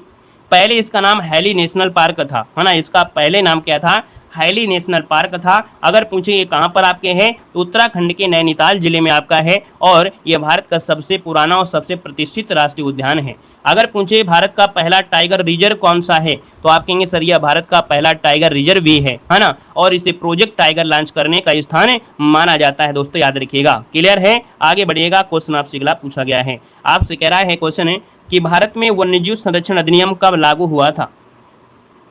भारत में वन्यजीव संरक्षण अधिनियम कब लागू हुआ था, आपको देना है। तो आप कहेंगे सर 1972, है ना। ये 1972 को, जो कि 9 सितंबर 1972 को ये लागू हुआ था। याद रखिएगा कि भारत की संसद ने पारित किया था। यहाँ पर जो आपका आंसर है वो आपका बनेगा ए नंबर आपका हो जाएगा। नेक्स्ट क्वेश्चन दिया गया है और आपसे कह रहा है कि गांधी सागर वन्यजीव अभ्यारण्य कहाँ पर स्थित है। गांधी सागर वन्यजीव अभ्यारण्य कहाँ पर स्थित है? तो दोस्तों ये आपके मध्य प्रदेश में है। कहाँ पर है? याद रखिएगा कि जो गांधी सागर वन्यजीव अभ्यारण्य है ये आपके मध्य प्रदेश, जो पश्चिमी मध्य प्रदेश है, आपका मंदसौर पड़ता है और एक नीमच जिला पड़ता है, वहाँ पर आपका है, राजस्थान की सीमा से ये आपका लगा हुआ है। देखा जाए तो चंबल नदी इस अभ्यारण्य को, याद रखिए गांधी सागर जो आपका वन्यजीव है, इसे गांधी सागर बांध है ना, जो आपका है कहीं ना कहीं जो चंबल नदी है इसको दो भागों में डिवाइड कर देती है ना। जैसे आपने यहाँ पर है रामगंगा नदी आपकी जिम कार्बेट से निकलती है, दो भागों में डिवाइड करती है, वैसे चंबल नदी गांधी सागर वन्यजीव को भी दो भागों में डिवाइड करती है, ठीक है ना। और यहाँ पर अगला क्वेश्चन आपके सामने है और आपसे क्या कह रहा है, 82 नंबर आपको मिलान करना है। तो देखो यहाँ पर आपको अगर थोड़ा सा ऑप्शन का सहारा लिया जाए तो आपको आसान हो सकता है। जैसे उष्णकटिबंधीय सदाबहार वन जो होते हैं, उष्णकटिबंधीय सदाबहार वन जो आपके होते हैं, यहाँ पर आपके जैसे बबूल है, नीम है, खेजड़ी है और आपका बेर है, तो यहाँ पर आपका 2 बनेगा। सॉरी माफ करिए, खेजड़ी उष्णकटिबंधीय में आपका होगा नहीं, सदाबहार में नहीं होगा, तो फिर आपका होगा किस में? चलिए यहाँ पर देखेगा, फिर से मिलान करते हैं। चलिए यहाँ पर मिलान करिएगा एक बार फिर से। कह रहा है कि उष्णकटिबंधीय सदाबहार वन, देखो आबूनस, महोगनी और रोजवुड, ये जो रोजवुड आपका है ये सदाबहार वन में होता है, मतलब ये आपका 3 बनेगा। जो पर्णपाती वन होते हैं, उष्णकटिबंधीय पर्णपाती वन होते हैं, वो जैसे आपका आंवला हो गया, अर्जुन हो गया, चंदन हो गया, ये उष्णकटिबंधीय आपके होंगे और आपके पर्णपाती होंगे, अपने पत्ते गिरा भी देते हैं। उष्णकटिबंधीय कांटेदार वन जो आपके होते हैं, तो आप कहेंगे जैसे आपका बबूल है, इसमें कांटा होता है, नीम है, खेजड़ी है, बेर है, तो ये आपका यहाँ पर 2 आ जाएगा। और ज्वारी वन आपकी जैसे बेंदी है, कैजुरी है, केवड़ा है, सुंदरी है, तो सुंदरी से पता बन गया ये आपका ज्वारी। तो देखिए आपका आंसर हो गया कौन, यहाँ पर आंसर आपका हो गया कौन, 3rd नंबर। तो आसान था, है ना, आसान था, क्योंकि अगर हम ऑप्शन में देखेंगे तो एक आधे ऐसे पेड़ आपको दिखाई दे रहे हैं जो कहीं ना कहीं और से आप लोग पहचान कर सकते थे। अगला क्वेश्चन यहाँ पर दिया गया है और आपसे कह रहा है टाइगर स्टेट कहा जाता है, बताएगा टाइगर स्टेट किसे कहा जाता है। 83 नंबर दिया है और आप कहेंगे सर टाइगर स्टेट कहते हैं मध्य प्रदेश को कहते हैं। मध्य प्रदेश में बाघों की संख्या के मामले में मध्य प्रदेश देश में सबसे पहले स्थान पर है। अभी 2022 में जो जनगणना हुई थी वो 785 बाघ आपकी सिर्फ मध्य प्रदेश में ही आपके पाए गए थे। याद रखिएगा मध्य प्रदेश में बाघों की संख्या बढ़ने की वजह है ना, इसी वजह से टाइगर स्टेट कहा जाता है, याद रखिएगा। आगे बढ़िएगा, क्वेश्चन आपसे अगला पूछा गया है, कह रहा है कि राष्ट्रीय वन नीति के अनुसार पर्यावरण की दृष्टि से देश के कम से कम कितने प्रतिशत क्षेत्र पर वनों का अनावरण आवश्यक होता है। 84 की अगर बात करते हैं तो 33%, कितना 33% भूभाग पर अगर वन है तो आप कहेंगे सर यहाँ पर जो परिस्थितिकी है, वातावरण, इसका संतुलन क्या होगा, वो आपका बना रहेगा, ऑप्शन आपका सी बनेगा। अगला क्वेश्चन कहाँ पर है, तो आप कहेंगे सर क्वेश्चन है भारत के किस राज्य में सबसे अधिक वन क्षेत्र हैं। सबसे ज़्यादा अधिक वन क्षेत्र जो आपको मिलेंगे वो आपकी किस में मिलेंगे, तो आप कहेंगे सर ये आपके मध्य प्रदेश में है। कहाँ पर है, आपका मध्य प्रदेश, जिसका ऑप्शन है यहाँ पर जवाब बिल्कुल सही हो जाएगा, याद रखिएगा, है ना, क्लियर है। और अगर पूछे कि अरुणाचल प्रदेश में, है ना, वहाँ भी कुछ आपके हैं। चलिए अगला क्वेश्चन यहाँ पर दिया गया है और आपसे कह रहा है कि भारत के किस राज्य में वनों का सर्वाधिक प्रतिशत है। अब यहाँ पर देखो आपसे प्रतिशत लगा दिया है और प्रतिशत लगा दिया है तो आपका मिजोरम हो जाएगा। प्रतिशत लगा दिया तो मिजोरम सबसे ज़्यादा वन समृद्ध राज्य है, याद रखिएगा।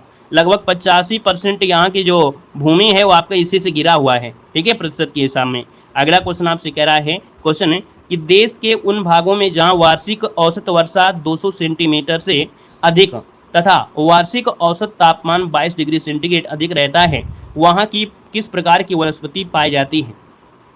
टेम्परेचर देखिए 22 डिग्री सेंटीग्रेड से अधिक रहे और 200 सेंटीमीटर लगभग आपकी बारिश होती है, ऐसा जो आपका क्षेत्र होगा उसे कहा जाएगा सदाबहार वन। अर्थात वहाँ के जो आपके पेड़ पौधे होंगे वो सदाबहार, उष्णकटिबंधीय सदाबहार वन आपके होते हैं। देखा जाए तो यहाँ पर जो आपके शीशम है, आबूनास है, महोगनी जैसे लकड़ी आपकी पाई जाती है, याद रखिएगा। भूमध्य रेखा के आसपास उष्णकटिबंधीय क्षेत्र में मिलते हैं। अगला क्वेश्चन यहाँ पर दिया गया है और आपसे कह रहा है कि 50 सेंटीमीटर से कम औसत वार्षिक वर्षा वाले क्षेत्रों में सामान्यतः किस प्रकार के वन पाए जाते हैं। भाई जहाँ पर 50 सेंटीमीटर से कम वर्षा होगी, है ना, तो वहाँ पर देखिए मरुस्थलीय वन होंगे। जैसे राजस्थान में क्या होते हैं, कांटेदार आपके होते हैं, है ना, कांटेदार आपके वन मिलेंगे, जैसे बबूल है, बेर है, खजूर है, नीम है, खेजड़ी है, पलास है, यही सब आपको यहीं से आपको क्या होते हैं, आपको मिलते हैं, याद रखिएगा, ठीक है। आगे बढ़िएगा, क्वेश्चन आपसे अगला पूछा गया है कि भारत में मैंग्रोव वनस्पति, क्या दिया है, भारत में मैंग्रोव वनस्पति का सर्वाधिक विस्तार किस राज्य में है। यहाँ पर देखा जाए तो मैंग्रोव वनस्पति आपको पश्चिम बंगाल में मिलेगा। कहाँ मिलेगा, पश्चिम बंगाल सबसे ज़्यादा विस्तार है, लगभग 42% है ना, 42.4% ये आपका क्षेत्र पश्चिम बंगाल में मैंग्रोव वन ही आपको मिलेगा, ठीक है ना। और यहाँ पर देखा जाए तो मैंग्रोव वनों को सुंदर वन के नाम से भी जानते हैं। सबसे बड़ा जो सुंदर वन, दुनिया का सबसे बड़ा एक मैंग्रोव वन भी आपका है, यही आपका है। सुंदर वन पाए जाने के कारण इनको सुंदरी वृक्ष के नाम से भी जानते हैं। और अगला क्वेश्चन यहाँ पर दिया गया है और आपसे कह रहा है क्वेश्चन, क्या कह रहा है कि गंगा ब्रह्मपुत्र डेल्टा क्षेत्र का वन किस नाम से जाना जाता है। यहाँ पर देख सकते हैं आपका आंसर हो जाएगा सुंदर वन के नाम से। किस नाम से, सुंदर वन। अभी बताया कि गंगा ब्रह्मपुत्र डेल्टा है तो वहाँ पर कैसे वन होंगे, सुंदर वन आपके होंगे, डेल्टा वाले वन होंगे, मैंग्रोव वन होंगे, है ना। सुंदरी के जो पेड़ होते हैं टिकाऊ होते हैं, मजबूत होते हैं, है ना। तो ये आपका आंसर हो जाएगा बी नंबर है। अगला क्वेश्चन आपसे दिया गया है और आपसे कह रहा है कि गौतम बुद्ध वन्य जीव अभ्यारण्य किस राज्य में स्थित है। गौतम बुद्ध वन्य जीव अभ्यारण्य कहाँ पर है, ये आपको देना है। आपका आंसर क्या हो जाएगा। चलिए यहाँ पर देखते हैं इस क्वेश्चन का जवाब कितने लोग गलत करते हैं। चलिए जवाब दीजिएगा भाई। कहाँ पर है, चलिए बी नंबर दे रहे हैं और कोई कोई यहाँ पर सी भी दे रहा है। तो दोस्तों याद रखिएगा यहाँ पर जो आपका आंसर है वो आपका बिहार वाला ऑप्शन बिल्कुल सही बनेगा। गौतम बुद्ध नगर आप सोचिए यूपी में है, नहीं, याद रखिए गौतम बुद्ध वन्यजीव अभ्यारण्य, इसे गौतम बुद्धा भी कहा जाता है, बिहार राज्य में एक गया जिला पड़ता है ना। तो आप कहेंगे सर कोडरमा क्षेत्र के अंतर्गत आपका आता है जो आपका ये है, तो ऑप्शन क्या हो जाएगा आपका यहाँ पर डी वाला बनेगा, नोट कर लीजिएगा। आगे असुमेलित युग्म आपसे कह रहा है 92 नंबर में। पहला ऑप्शन दिया गया है ओरांग बाघ रिजर्व आपकी कहाँ पर है, असम। जब आपको गौरव सर ने असम राज्य का दर्शन कराया था तब आपको ये जरूर पढ़ाया होगा ओरांग बाघ रिजर्व, है ना, ओरांग बाघ रिजर्व आपको पढ़ाया होगा। वहीं पर वाल्मीकि बाघ रिजर्व आपके कहाँ पर है, आपके बिहार में है। वहीं पर अगला है कि इंद्रावती बाघ रिजर्व कहाँ पर है, तो ये आपके उड़ीसा में नहीं है भाई। इंद्रावती बाघ रिजर्व ये आपके उड़ीसा में आपका नहीं है, ये आपका है कहाँ पर, चलिए बताइएगा। यहाँ पर बताइएगा कि जो इंद्रावती आपका है ये कहाँ पड़ता है, छत्तीसगढ़ के पास पड़ता है। तो ये कहेंगे सर छत्तीसगढ़ एरिया में पड़ता है, तो आप कहेंगे सर सी नंबर है, ये आपको क्या दिया गया था, गलत दिया गया था, छत्तीसगढ़ दर्शन में पड़ा होगा। धौलपुर करौली बाघ रिजर्व आपके राजस्थान में है। अगला क्वेश्चन यहाँ पर दिया गया है, कह रहा है लौह अयस्क खनन क्षेत्र और राज्य में कौन सा एक सही सुमेलित नहीं है। 93 में से पहला ऑप्शन देखिएगा, आपसे कह रहा है बैला डीला कहाँ पड़ता है। ये जो बैला डीला आपकी खाने हैं, है ना, बैला डीला जो आपकी हैं ये आपका झारखंड क्या सही दिया गया है, चलिए बताइएगा। बैला डीला की जो खान है ये क्या सही दिया गया है, चलिए झारखंड नहीं है, छत्तीसगढ़ में है। छत्तीसगढ़ का जो एक जिला पड़ता है दंतेवाड़ा जिला, है ना, किंदुर शहर के पास है। तो आप कहेंगे सर ऑप्शन नंबर आपका ए वाला ही आपका गलत हो गया है। वहीं पर केंद्रमुख आपकी कर्नाटक में है, गुरु महिसानी आपकी उड़ीसा में है, नोवामड़ी आपकी कहाँ पर है, झारखंड में है। तो ऑप्शन आपका ए नंबर गलत हो गया, ये आपके कहाँ पर है, बैलाडीला आपके छत्तीसगढ़ में है। अगला क्वेश्चन यहाँ पर दिया गया है और आपसे कह रहा है कि छोटा नागपुर के पठार में निम्नलिखित में से कौन सा खनिज नहीं पाया जाता है। तो दोस्तों यहाँ पर देखिए लोहा भी है, कोयला भी है, मैग्नीज भी है, लेकिन सोना नहीं पाया जाता है। याद रखिएगा सोना नहीं पाया जाता है यहाँ पर। कोयला, लौह अयस्क, अभ्रक, है ना, क्रोमाइट, ये सब चीज़ें आपके पाए जाते हैं। और जो छोटा नागपुर का पठार है कठोर चट्टानों से बना है। विश्व का खनिज आश्चर्य भी इसको कहा जाता है। दामोदर घाटी में कोयले की विशाल भंडेर भी हैं। हजारीबाग क्षेत्र दुनिया में अभ्रक के लिए जाना जाता है। छोटा नागपुर पठार मुख्य में जो गोंडवाना चट्टानों से बना हुआ है। तो ये ढेर सारे आपके हैं छोटा नागपुर से, लेकिन आपका सोना भैया यहाँ पर नहीं है। कोलार जो आपके कर्नाटक है वहाँ पर होता है। अगला क्वेश्चन आपसे दिया गया है, निम्नलिखित में से कौन सा परंपरागत ऊर्जा का स्रोत नहीं है। 95 की बात करते हैं तो आप कहेंगे सर यहाँ पर देखा जाए जो आपके किसने, यहाँ पर जो भगवान ने है, जो प्रकृति की देन है, तो प्रकृति की देन आपका कौन है, परंपरागत ऊर्जा है भूतापी ऊर्जा। बाकी कोयला है, पेट्रोलियम है, प्राकृतिक गैस, जो कि कहीं ना कहीं ये कभी ना कभी समाप्त हो जाएंगे। लेकिन ये जो परंपरागत ऊर्जा होते हैं जैसे भूतापी है, सौर ऊर्जा है, ये कभी समाप्त ना होने वाली चीज़ें हैं, याद रखिएगा, है ना। इनको नवी ऊर्जा भी कहते हैं। तो आपका आंसर हो गया कौन, ए नंबर राइट हो जाएगा। अगला क्वेश्चन आपके सामने है और आपसे कह रहा है कि अभ्रक उत्पादन केंद्र कोडरमा किस राज्य में है। देखो अभी हमने कोडरमा का नाम लिया था, है ना। कोडरमा जो आपका है वो आपके झारखंड में है।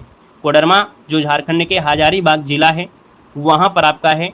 और ये जो कोडरमा है इसको भारत की अभ्रक राजधानी या अभ्रक नगरी के नाम से जानते हैं। दुनिया में अभ्रक उत्पादन के लिए ये आपका क्षेत्र जाना जाता है, याद रखिएगा। ठीक है, नागपुर पठार में आपका है। अगला क्वेश्चन यहाँ पर दिया है, सूची फर्स्ट को सूची सेकंड से क्या करना है, आपको सुमेलित करना है। और आपको जब सुमेलित करेंगे तो यहाँ पर कौन कौन सा पार्क है और कौन सा स्थान है, आपके ऑप्शन के अनुसार थोड़ा सहारा लेकर बताइएगा। 97 नंबर में से देखिए, भाडला जो सोलर पार्क है, भाडला सोलर पार्क जो आपका है वो आपके राजस्थान में है। कहाँ पर है, राजस्थान में। 4 हो जाएगा। पावागढ़, और गढ़ दिया गया है, और जब गढ़ दिया गया है तो आप कहेंगे सर ये आपके कहाँ पर है, गुजरात में है। पावागढ़ सोलर पार्क आपकी गुजरात में है। धोलेरा सोलर पार्क कहाँ पर है, तो आपकी ये कहाँ पड़ता है, कर्नाटक में पड़ता है। 3 हो जाएगा।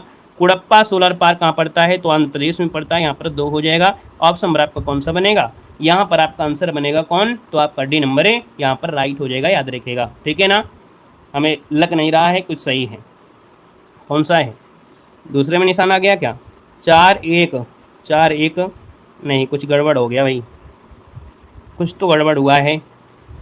एक बार फिर से मिलान करते हैं। देखो, भाडला सोलर पार्क आपके राजस्थान में है। फिर पावगढ़ सोलर पार्क आपके, पावगढ़ सोलर पार्क ये कहाँ पर है, ये आपकी कर्नाटक में है। फिर धोलेरा सोलर है, ये आपके गुजरात में है। कुड़प्पा सोलर पार्क आपके आंध्र प्रदेश में है। कौन सा मिल रहा है, सी वाला मिल रहा है। 97 का ऑप्शन जो आपका सी वाला है ये राइट हो जाएगा। स्क्रीनशॉट ले लीजिएगा, ऑप्शन आपको सी लगाना है। अगला क्वेश्चन यहाँ पर दिया गया है और आपसे यहाँ पर दिया गया है क्वेश्चन, क्या कह रहा है, निम्न में से देश की महत्वपूर्ण सोने की खदान कौन सी नहीं है। 98 की बात करते हैं तो देखो, कोलार की खान सोने की है, यहाँ पर हट्टी भी आपकी सोने की है, रामगिरी भी आपकी सोने की है। लेकिन यहाँ पर देखा जाए जो आपसे दिया गया है कि काला हांडी किसके लिए जाना जाता है, ये सोने के लिए नहीं जाना जाता है। काला हांडी जो आपका है ये आपका नहीं जाना जाता है, ये रत्नों के लिए जाना जाता है। प्राचीन काल में जो रत्न होते थे वो आपके यहीं से देखने को मिलते थे। तो आप कहेंगे सर इसका जो आंसर है वो आपका कौन है, यहाँ पर डी आपका हो जाएगा। और यहाँ पर धान का जो खेती का केंद्र भी मानते हैं, एशिया में कहा जाता है काला हांडी जिले में धान की खेती का केंद्र माना गया है। तो आप कहेंगे सर ये आपका आंसर क्या हो गया, डी नंबर गलत हो गया है। अगला क्वेश्चन यहाँ पर दिया गया है, प्रसिद्ध जादूगोंडा खान किस खनिज क्षेत्र के लिए प्रसिद्ध है। 99 दिया गया और 99 की बात करते हैं तो ऑप्शन क्या बनेगा, तो यहाँ पर देखिए यूरेनियम के लिए जाना जाता है। यूरेनियम के लिए ये जो जादूगोंडा खान है, झारखंड के जो सिंहभूमि जिला है ना, वहाँ पर एक गांव है जादूगोंडा, है ना, वो उसके लिए आपका है। भारत की पहली यूरेनियम खान आपकी यही है। 1967 में इसकी शुरुआत क्या की गई थी, याद रखिएगा, की गई थी। ठीक है, देश की सबसे गहरी भूमिगत खदान पूछे तो जादूगोंडा ही आपको बताना है। अगला क्वेश्चन यहाँ पर दिया गया है और आपसे कह रहा है, पलामू व लोहारदगा किस खनिज क्षेत्र के लिए प्रसिद्ध हैं। यहाँ पर 100 की बात करते हैं तो ये बॉक्साइट के लिए जाना जाता है। ठीक है, जो पलामू है ये आपकी जैसे ग्रेफाइट हो गया, है ना, बॉक्साइट हो गया, इनके लिए आपका प्रसिद्ध है। बाकी देखा जाए तो आपके कोयला भी है, चूना पत्थर भी है, डोलोमाइट भी है, ये भी आपको यहाँ पर पाए जाते हैं झारखंड क्षेत्र में। यहाँ पर अगला क्वेश्चन आपसे दिया गया है और आपसे कह रहा है कि निम्न में से किस राज्य में जिप्सम का सर्वाधिक उत्पादन होता है। निम्न में से किस राज्य में जिप्सम का सर्वाधिक उत्पादन होता है, तो जिप्सम का उत्पादन आपके राजस्थान में होता है। कहाँ पर, राजस्थान में होता है। लगभग भारत में राजस्थान में जिप्सम के भंडार 97% से ज़्यादा आपका हिस्सा आपके राजस्थान में है। याद रखिए, बीकानेर जिले में सबसे ज़्यादा जिप्सम पाया जाता है। अगला क्वेश्चन यहाँ पर दिया गया है और आपसे कह रहा है कि भारत के किस राज्य में विश्व का सबसे बड़ा थोरियम का भंडार है। तो ये आपके थोरियम कहाँ पर है, भंडार आपके केरल में है। कहाँ पर है, केरल में है। याद रखिएगा, केरल और उड़ीसा को मिला दिया जाए तो थोरियम का 70% से ज़्यादा भंडार इन्हीं दो आपके राज्यों में है। याद रखिएगा, थोरियम मुख्य रूप से केरल के समुद्री तटी पे जो रेत है वहाँ पर पाया जाता है। ये रेडियो एक्टिव तत्व पदार्थ जो थोरियम है वो रेडियो एक्टिव तत्व पदार्थ है। कहा जाता है जो सुनामी आई थी तो सुनामी ने भारत में बहुत कहर बरपाया, धन जन की हानि हुई। लेकिन सुनामी आने से एक फ़ायदा हुआ कि जितने भी तटीय क्षेत्र हैं वहाँ पर थोरियम के भंडार एकत्रित हो गए या थोरियम के भंडार आपके पाए गए। तो कहने के समुद्र से ये फायदा हुआ, जो आपके सुनामी आए थे उससे फ़ायदा यह हुआ कि थोरियम के भंडार आपको देखने को मिले। तो कहीं ना कहीं थोरियम आपके लिए जो आपका आया था, है ना, वो आप लोगों के लिए फ़ायदा हो गया। बाकी हानि तो होती है चाहे कुछ भी हो। तो आप आंसर से हो गया। नेक्स्ट क्वेश्चन आपसे कह रहा है, दिया गया है कि टंगस्टन उत्पादन के लिए प्रसिद्ध डेगाना व वाल्दा किस राज्य में स्थित है। ये जो आपके हैं राजस्थान में है, डेगाना और वाल्दा जो आपके हैं वो राजस्थान के नागौर जिले में है। कहाँ पर है? नागौर जिले में है, याद रखिएगा। अगला क्वेश्चन यहाँ पर दिया गया है और आपसे यहाँ पर दिया है निम्नलिखित में से सूची फर्स्ट को सूची सेकंड से यहाँ पर सुमेलित करना है। सुमेलित कर लीजिए भैया, थोड़ा सा इसको चारों ऑप्शन देखकर चलिए। यहाँ पर देखो दिया गया है कि आपका सिंगरौली जो आपका है झारखंड में है, कोयला का क्षेत्र है। सिंगरैनी अगर पूछे, सिंगरैनी ये तेलंगाना में पड़ता है।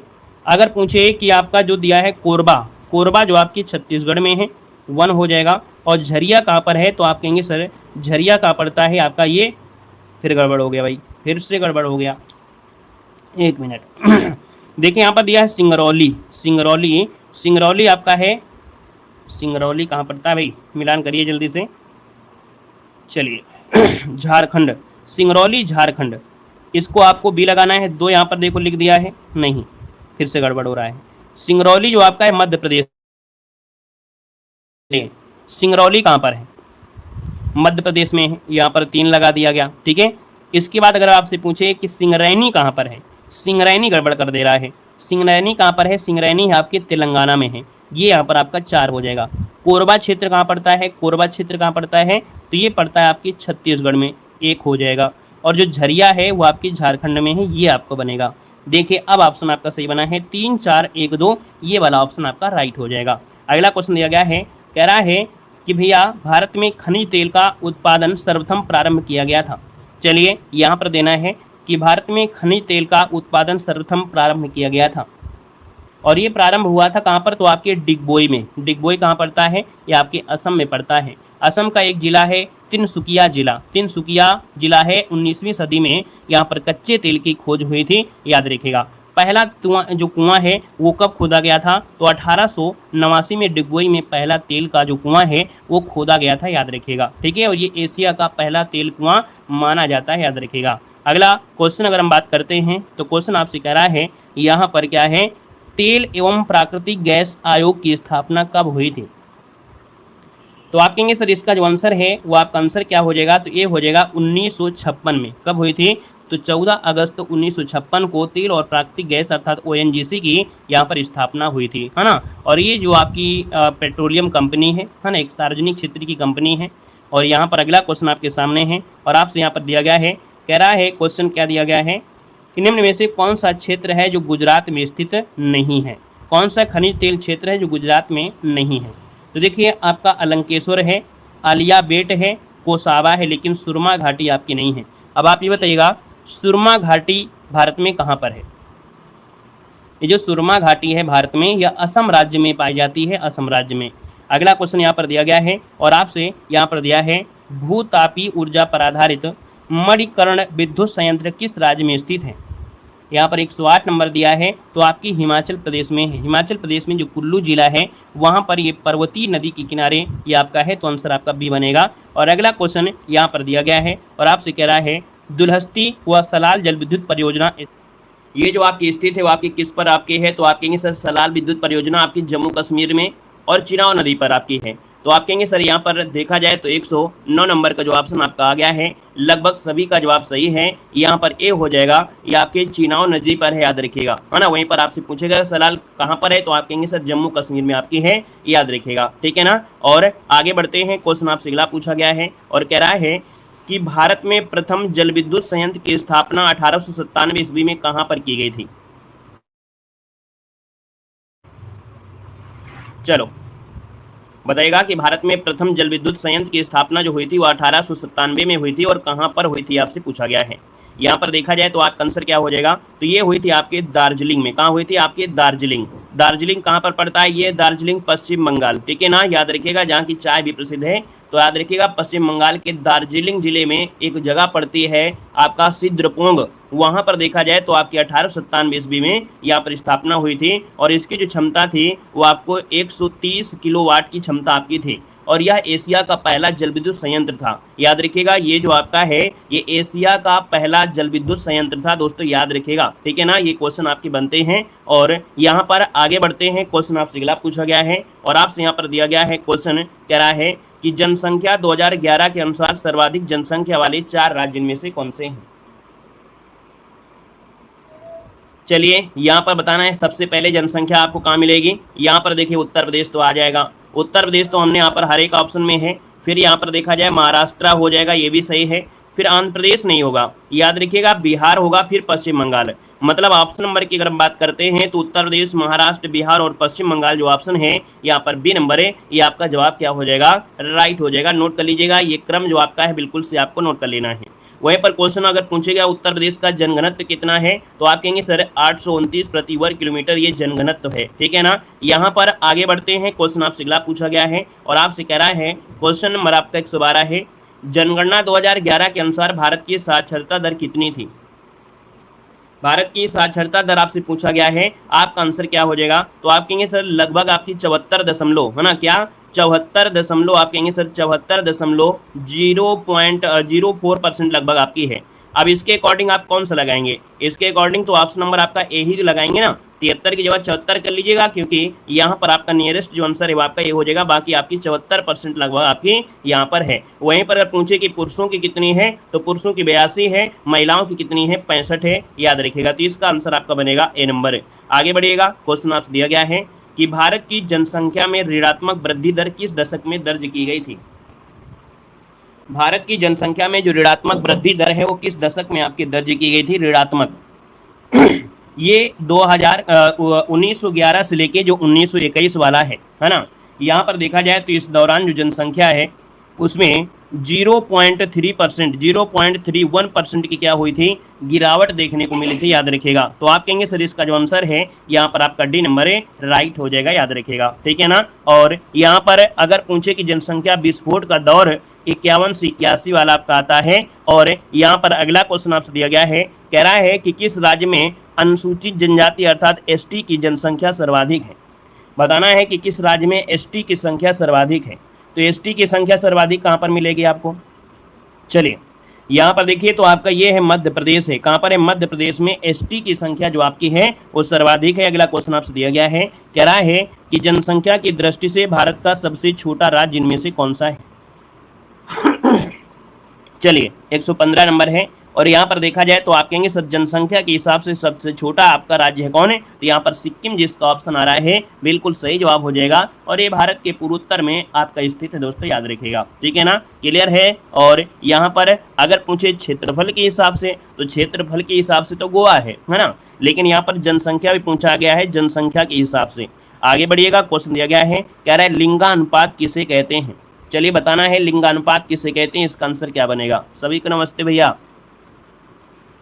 चलिए पूरी आपकी ज्योग्राफी खत्म हो जाएगी, है ना। यहाँ पर हमने कहा कि कभी कठिन क्वेश्चन कभी सरल क्वेश्चन, और इस बुक में जो आपके क्वेश्चन रखे गए हैं जैसे कि वर्तमान में पूछे जाते हैं वैसे ज़्यादा क्वेश्चन हैं, नहीं तो बहुत आपकी ज्योग्राफी में सरल सरल क्वेश्चन होते हैं, नदियों से ज़्यादा क्वेश्चन हो जाते हैं। बाकी देखा जाए तो उतना ही मैटर आपको इसमें है जितना जरूरी है ना, जो ज़्यादा फोकस होता है, जिसको पढ़ने में मन नहीं लगता है वही पेपर में आता है और वही यहाँ पर है भी, है ना। तो यहाँ पर देखा जाए तो आपके आंसर आ गए। लिंगानुपात की बात करते हैं तो यहाँ पर देखा जाए प्रति 1000 पुरुषों पर स्त्रियों की संख्या, है ना, 1000 पुरुष तो 1000 स्त्रियां होना चाहिए, होता नहीं, कहीं कम कहीं का ज्यादा हो जाता है। आगे बढ़िएगा, क्वेश्चन आपसे दिया गया है, सूची फर्स्ट को सूची सेकंड से सुमेलित करना है। चलिए 17 नंबर में आपको बताना है कि भैया राज्य और लिंगानुपात दिया गया है। केरल का लिंगानुपात सबसे ज़्यादा है ना, सबसे ज़्यादा है, मतलब यहाँ पर देखा जाए तो 1084 हैं। तो यहाँ के जो लड़के हैं मतलब उनके लिए तो बिल्कुल सही है, 84 जो आपके हैं कहीं ना कहीं वो एक्स्ट्रा आपके हो गए हैं, है ना। लड़कियाँ यहाँ पर कम पड़ रही है, लड़कियाँ यहाँ पर ज़्यादा हैं। अब यहाँ पर देखा जाए तो आपके तमिलनाडु की बात करते हैं तो यहाँ पर कहेंगे सर 996 आपके तमिलनाडु में है।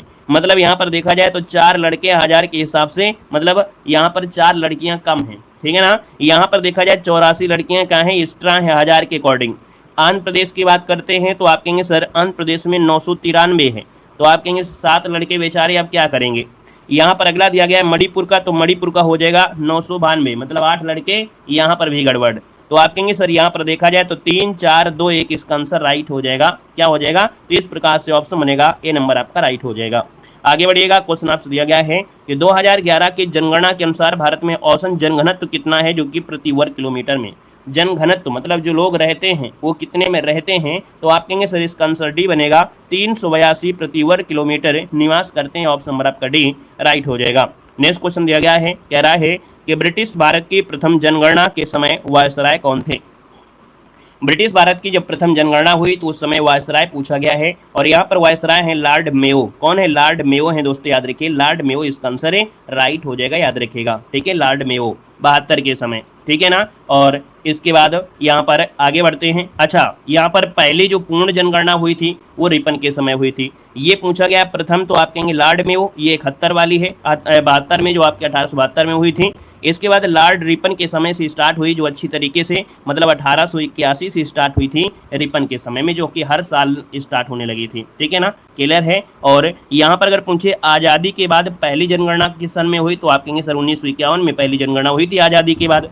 अगला क्वेश्चन दिया गया है 2001 से लेकर 2011 के मध्य भारत में जनसंख्या की जो 10 की वृद्धि दर रही वो कितनी रही, तो इसकी वृद्धि दर रही 17.7%। 17.7% आपका जो आंसर है यहाँ पर राइट हो जाएगा, याद रखिएगा। आगे बढ़िएगा, क्वेश्चन आपसे अगला पूछा गया है, आपसे कह रहा है सूची फर्स्ट को सूची सेकंड से यहाँ पर सुमेलित करना है। आपसे कह रहा है कि सर यहाँ पर देखा जाए तो आपका जो जनघनत्व है 10 की वृद्धि है वो आपकी कहाँ की सबसे ज़्यादा है, तो चारों ऑप्शन आपके सामने दिए गए हैं और इन ऑप्शन के अनुसार आपको सही जवाब यहाँ पर देना है। तो इसमें से देखिएगा कौन सा ऑप्शन यहाँ पर बन सकता है।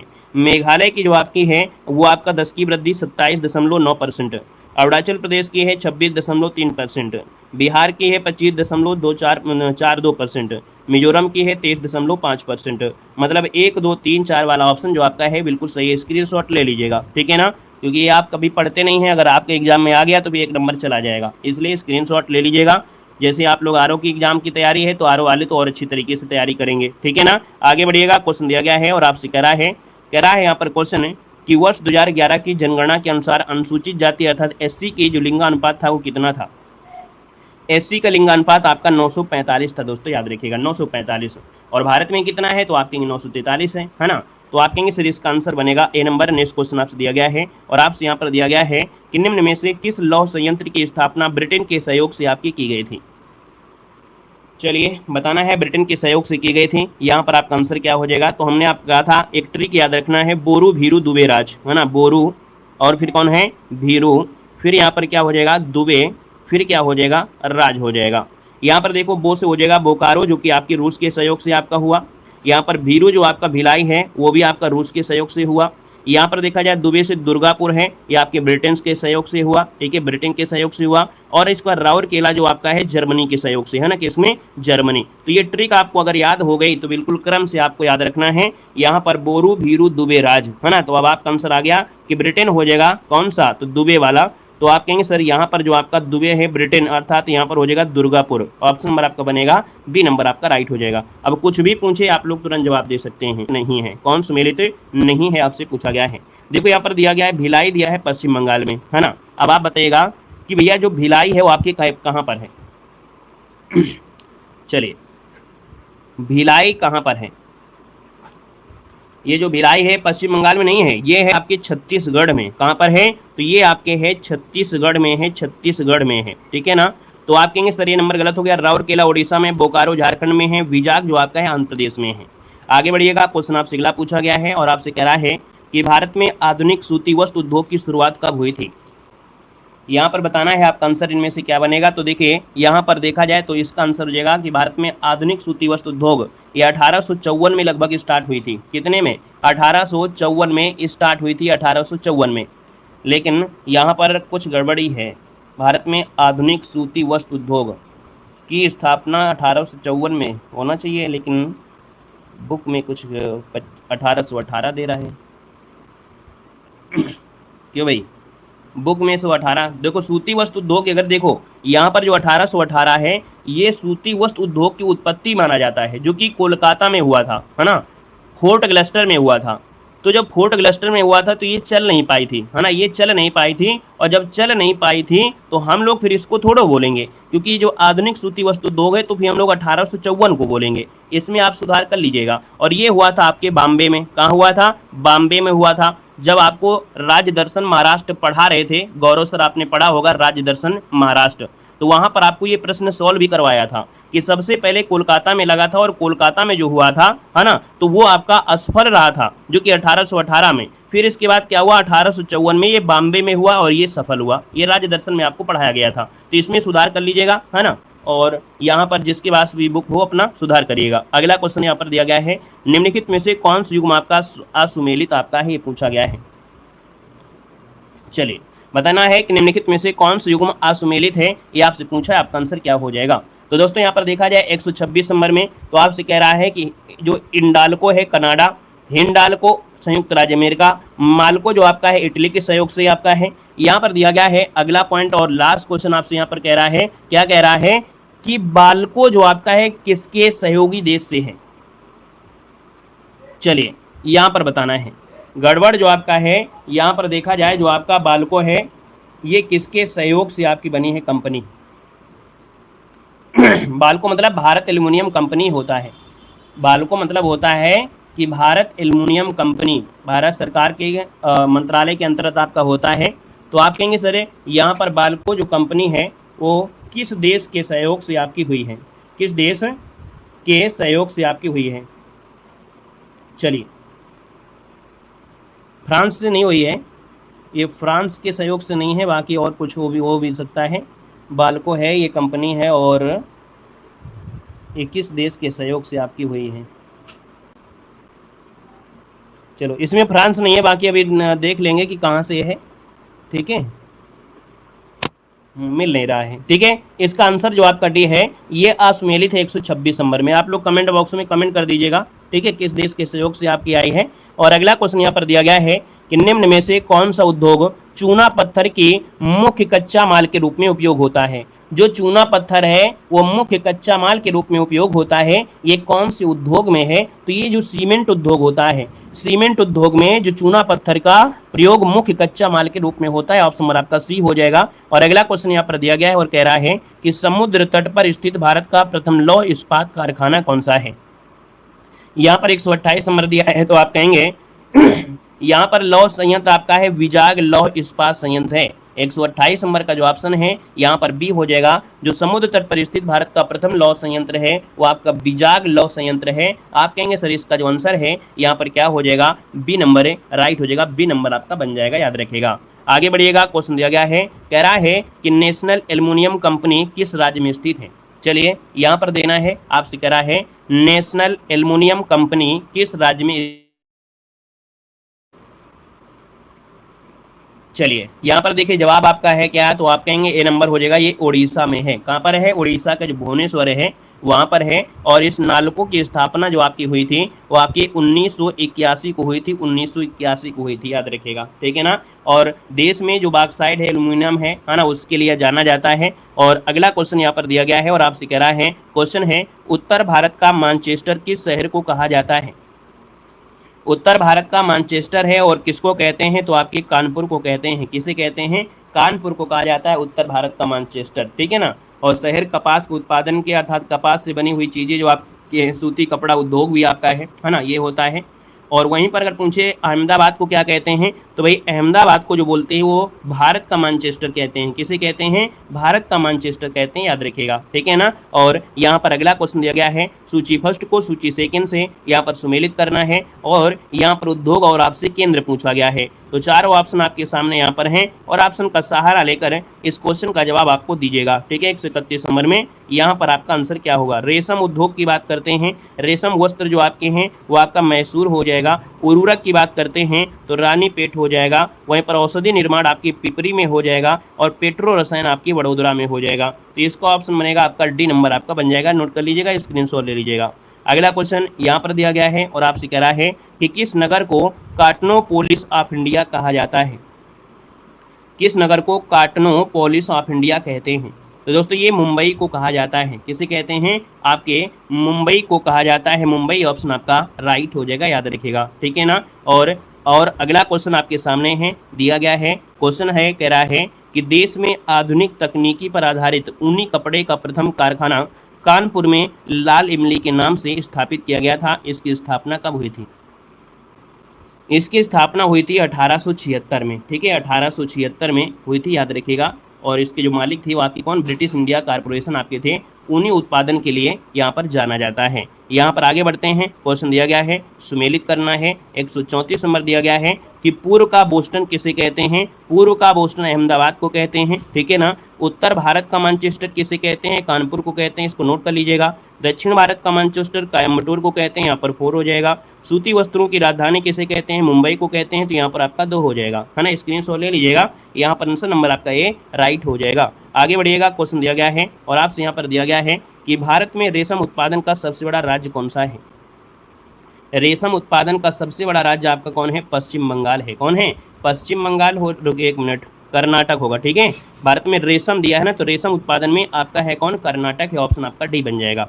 अगला क्वेश्चन यहाँ पर दिया गया है कि मेक इन इंडिया की शुरुआत कब हुई थी, बताना है। मेक इन इंडिया की जो शुरुआत है वो आपकी कब हुई थी, तो दोस्तों ये हुई थी 25 सितंबर 2014 को। 25 सितंबर 2014 को प्रधानमंत्री नरेंद्र मोदी ने इस पहल की शुरुआत किया था, मेक इन इंडिया, अर्थात भारत को वैश्विक विनिर्माण केंद्र बनाना, निवेश को आसान बनाना, नवाचार को बढ़ावा देना, व्यापार को आसान बढ़ाना, कौशल विकास को बढ़ाना, है ना, विनिर्माण क्षेत्र को बढ़ाना, आयात बिल कम करना, ये सब आपके रहे हैं, ऑप्शन नंबर आपका ए। आगे बढ़िएगा, क्वेश्चन आपसे दिया गया है कौन सा असुमेलित युग्म आपसे दिया गया है, ये उर्वरक कारखाने हैं और आपका स्थापना दिया गया है। तो यहाँ पर देखो दिया गया है नेशनल फर्टिलाइजर्स लिमिटेड आपकी 1974 में, भारतीय कृषक उर्वरक सहकारी निगम जो इफको है इसकी स्थापना 1967 में हुई थी। अगला क्वेश्चन है कृषक भारती कोऑपरेटिव की स्थापना कब हुई। ये जो 1985 दिया है आपका गलत दिया गया है, 1980 हो जाएगा, क्या हो जाएगा, ये आपका 1980 में हुआ था, याद रखिएगा ये 1980 में हुआ था, इसलिए ऑप्शन आपका सी गलत दिया है। हिंदुस्तान उर्वरक जो आपका है 1978, तो ऑप्शन क्या हो गया, सी नंबर है, ये असुमेलित है। आगे बढ़िएगा, क्वेश्चन आपसे दिया गया है और आपसे कह रहा है कि भारत में जलयान निर्माण का प्रथम कारखाना 1971 ईस्वी में सिंधिया स्टीम नेविगेशन कंपनी द्वारा किस स्थान पर लगाया गया था। यहाँ पर देखिए ये विशाखापट्टनम में लगाया गया था, कहाँ पर, तो आपकी विशाखापट्टनम में लगाया गया था। ऑप्शन नंबर क्या बनेगा, यहाँ पर 138 नंबर का जो दिया गया है वो आपका ए नंबर है, यहाँ पर राइट हो जाएगा, ए नंबर आपका बनेगा, ठीक है ना। चलिए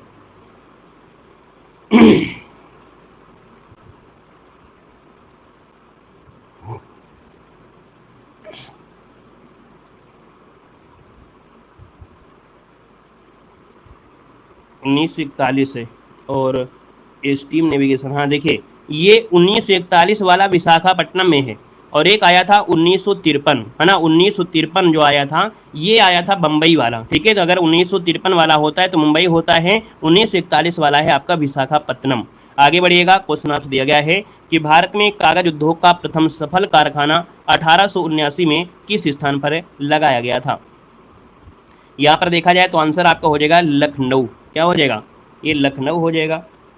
इसमें भी गड़बड़ है ना, इस क्वेश्चन में भी गड़बड़ी लग रही है कि 1879 या 1870 के आसपास जो कागज उद्योग का पहला कारखाना लखनऊ नहीं होगा भाई, किताब में सुधार करिए भाई, है ना। ये यहाँ पर नहीं है, ये हुगली के पास था, है ना, हुगली के पास था, और हुगली जो कि आपकी पश्चिम बंगाल, है ना, पश्चिम बंगाल में होगा, तो लखनऊ आपका नहीं होगा, ना ही तो बालीगंज होगा। अब यहाँ पर सीरामऊ दिया है और आपका कौन दिया गया है, टीटागढ़ दिया गया है। अब इनमें से कौन सा ऑप्शन बनेगा ये आपको बताना है, जल्दी से बताइएगा। चलिए भारत में पहला अखबारी कारखाना नेपानगर में था, है ना, और हुगली नदी में बालीनगर है, बालीनगर होगा 1870, हाँ बालीगंज या बालीनगर इसे बोल देते हैं, बाली नामक स्थान पर आपका लगा था, ठीक है। भारत में कागज उद्योग का प्रथम सफल कारखाना, मतलब एक प्रकार से इसको हम आधुनिक कारखाना भी कह सकते हैं, और ये जो आपका लगा था वो आपके बालीगंज में। इस क्वेश्चन में भी आप गोला लगा लीजिएगा, थोड़ा और अच्छे से देखना पड़ेगा। बाकी लखनऊ तो आपका है नहीं है, क्योंकि आंसर की में क्या दिया गया है, यहाँ पर आपका लखनऊ दिया गया है, तो उसको आपको सही करना पड़ेगा, लखनऊ आपका नहीं है, है ना। यहाँ पर आपको डी लगाना है बालीगंज, बाकी एक बार फिर भी इसको आप लोग दे सकते हैं, ठीक है ना, क्लियर है। चलिए, नहीं 2-4 क्वेश्चन हो जाते हैं, जब टाइपिंग वाला होता है ना वो ABCD के चक्कर में इधर उधर गड़बड़ कर देता है, ठीक है, वो जब टाइपिंग वाले होते हैं वो गड़बड़ कर देते हैं, बाकी सब कुछ सही होता है। आगे बढ़े, देखो हम इसीलिए आपको सही करा रहे हैं कि जो गड़बड़ है वो आपको जरूर यहाँ पर पता चल जाएगा। कह रहा है भारत में प्रथम उर्वरक संयंत्र 1906 में, यहाँ पर कह रहा है कि कहाँ पर स्थापित किया गया था।